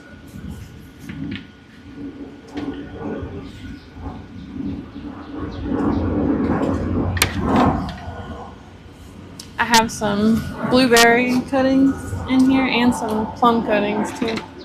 Just moved to azaleas now, because I don't want to waste my chance to get them. I'm going to take this one, and I'm just going to, where this node, so this is a main stem, this is a node, and it's split off into two branches. I'm going to cut this straight down the middle.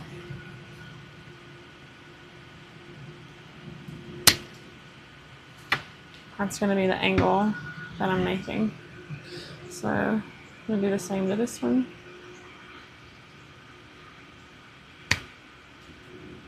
Okay. And now we have a nice little cutting here. Remove that, take that off. And then I'm going to I'm just going to leave the top on this one because it doesn't have any real leaves that I can choose to work with. So I'll leave that one as it is. This one has some leaves.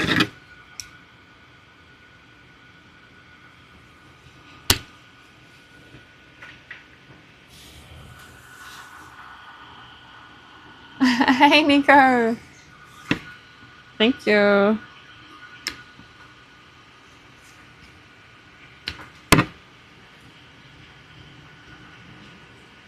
Well, it took me a long time to learn a lot of this stuff. There's another little cutting. And then got my last little azalea cutting.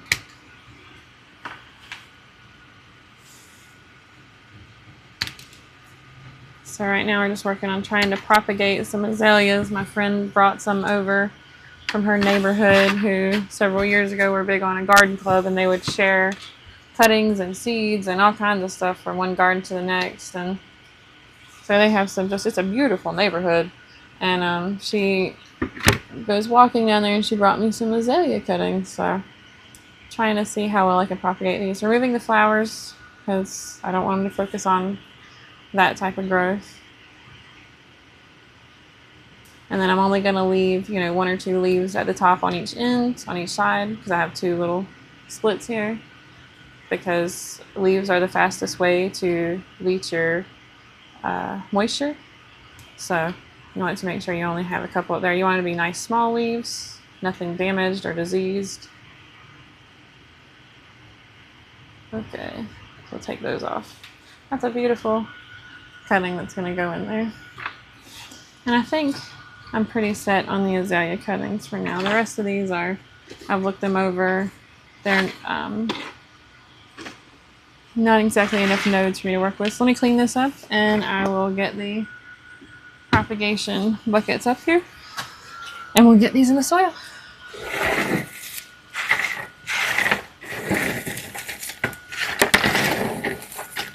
Sorry if this is loud.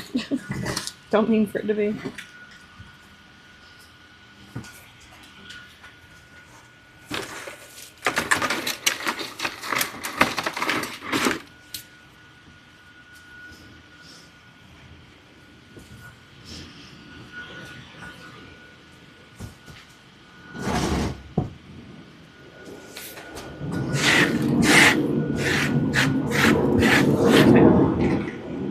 Cuttings down to here.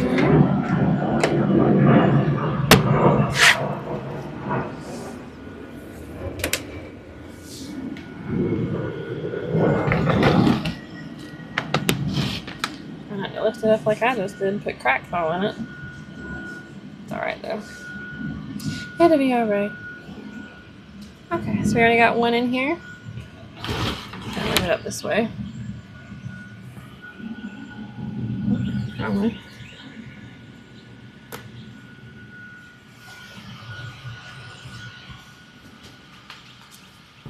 Oh, I know. Do it like that. There we go. So we have 1 azalea cutting here. And again, we're doing this in sand just because it's a nice loose material for stuff to... Where are those going once they sprout? I don't know. I'll tell you when that happens. These are just in sand. It's nice loose material for the roots to put out into, and you'll be able to remove it and take it out without fighting with dirt, which can get compacted and wrapped around. You can wind up ripping the roots. So we don't want to do that. So, yeah, I don't know. That's a great question. So, we're going to... I've already kind of cut at a pretty good angle here, but I'm still going to scratch a little bit to try and get to that cambium layer. That's a future acid problem. Exactly. Well, they'll be small enough that I'll be able to do it at least. So the cambium layer is just this very, very lightish green area. You're trying to scratch that old bark off, and you want the plant to send a signal to repair that. And when it does that, it should, in theory, find out that it's dark in here and send out roots. That's the idea behind this type of propagation. So we're just going to put this in the sand. Making sure that we get as many nodes as we can. Oh, that leaf fell off. That's okay. Put this in the sand. You want to cover as many nodes as possible. There we go.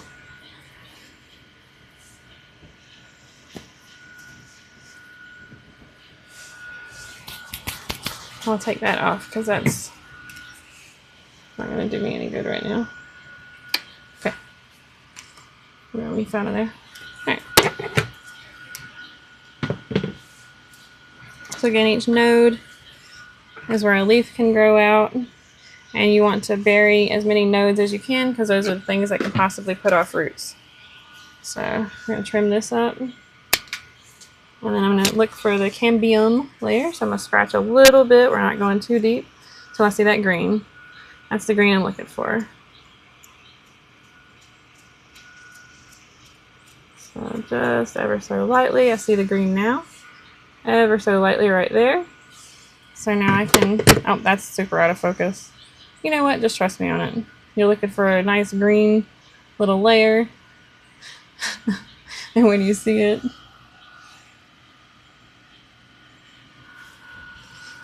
you can go ahead and pop it into the sand. So, rooting powder, rooting hormone powder.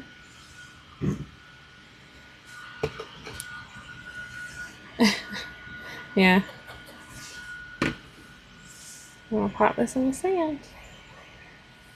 Now this one does not have any leaves at top. We're going to try and root it like an older growth stem. So as if I was cutting them off in the winter time. Put that in there. Next one. We're just going to keep doing the same thing. It's already cut an angle. I have lots of nodes going up this stem. That's great.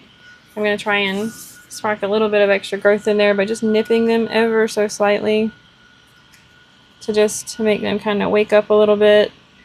Want to put out some type of growth and send those hormones down, looking to see what's going on, what's up, what's the happenings.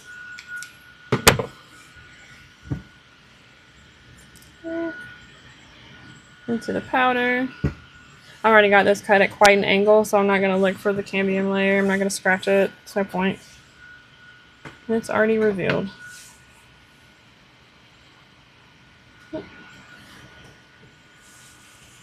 Sometimes these don't. They're a little bendy, so you have to kind of help them stand up tall. Right. Next.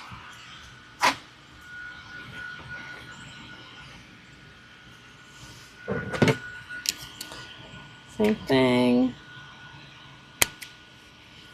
Waking these old nodes up. This is already cut again at quite an angle, so I'm not going to scratch it. I don't want to invite any more disease than is already available to it, so you actually want to do that as limited as possible. On the green, on these, I didn't scratch hardly at all. I didn't at all for most of them actually, because they're green growth. We're already going to try. A stab and shank? What it? Also holding a stab and shank. Are you talking about my flippers? Or my burring thingy? My hole poker? I don't know. I wouldn't be too scared of me. My bark's pretty loud, but...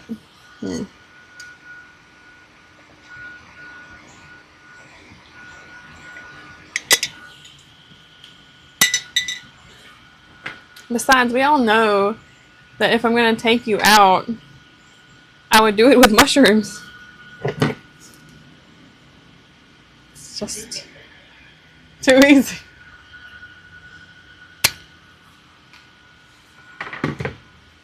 And see, now everybody knows. So if that happens, they're going to know. So you're safe. You just got insurance. Yeah, they all heard it. Yeah, you just got insurance right there. Just like that. I can never do that. Let's get that in there. Pat that in.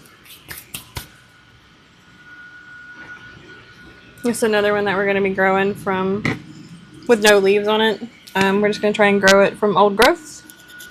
I'm going to scratch a little bit on this one just to wake it up some.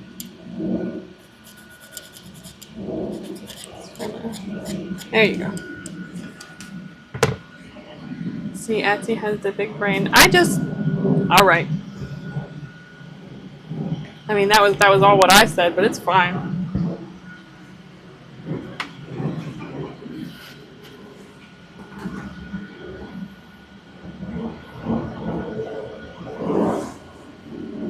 It's fine. I think Grub's in love with Atsy, and it's fine. I'm okay with this. His big brain, anyway.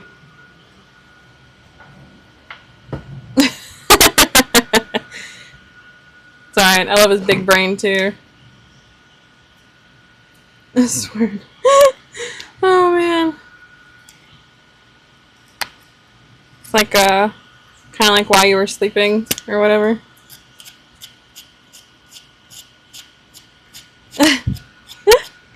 Yeah, I bet you do. He is very good at call-outs. And it doesn't, when he's doing them, it doesn't sound like he's like yelling at you personally. Like, anyway.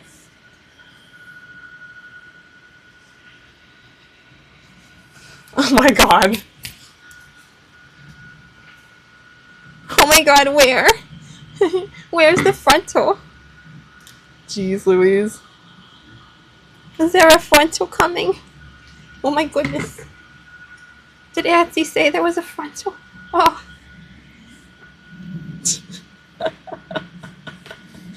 Oh man.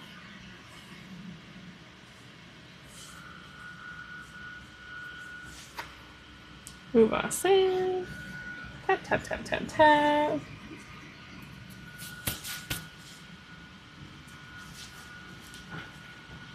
Okay, 3 more. 3 more to go. Trim them up.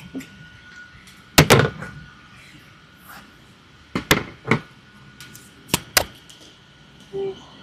Just revealing, scratching it ever so slightly. Just to reveal that cambium layer.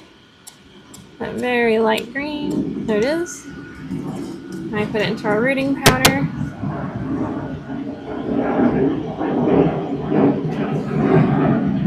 To the sand we go.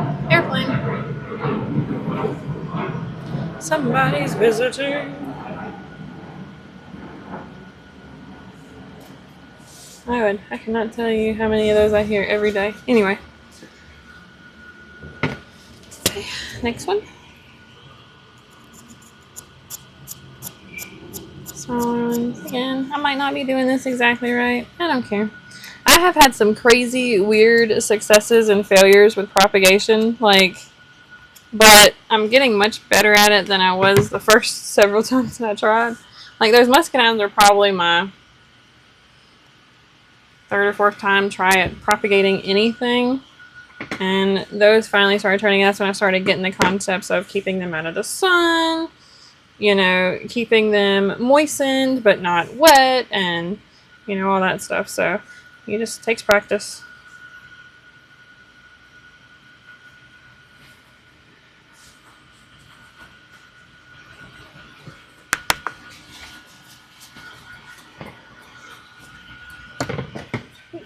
Okay. And this is just a little guy. This little guy here, we're just going to plant him. We're just going to see what happens, because he just had one little leaf. And I was listening to this song called One Leaf yesterday. No, I was listening to a song called Last Leaf. And it made me think of this. So we're going to plant it.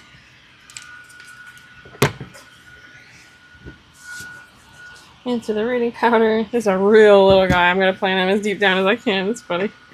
He's doing his best. Alright. Okay. So, that is all that I currently have for propagation. I'm going to fill this out or write down. And these are the azaleas.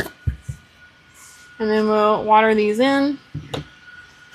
And I will show you some of the progress that we made since the last one on our seed sproutings, or seedlings that have sprouted, is the way that that goes. Although seed sproutings is probably not technically incorrect. It makes no sense. See, shanked that sand. You're so silly. Oh my god.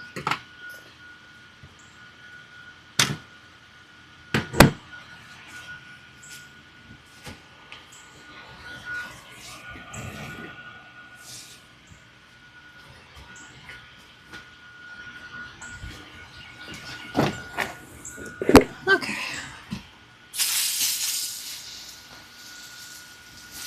Since all the super hot water from the hose being beat on by the sun, and then we will water those guys in. Oh, that's hot.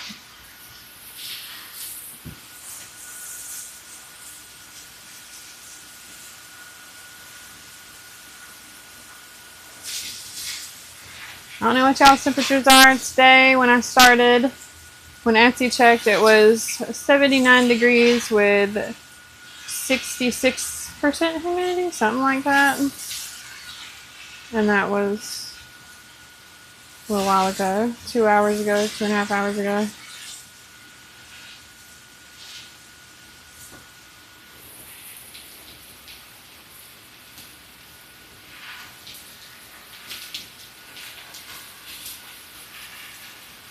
Alright, pull that water off some.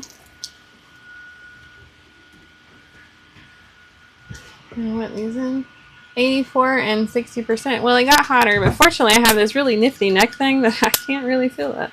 That's great. Anyway, now water these in very carefully.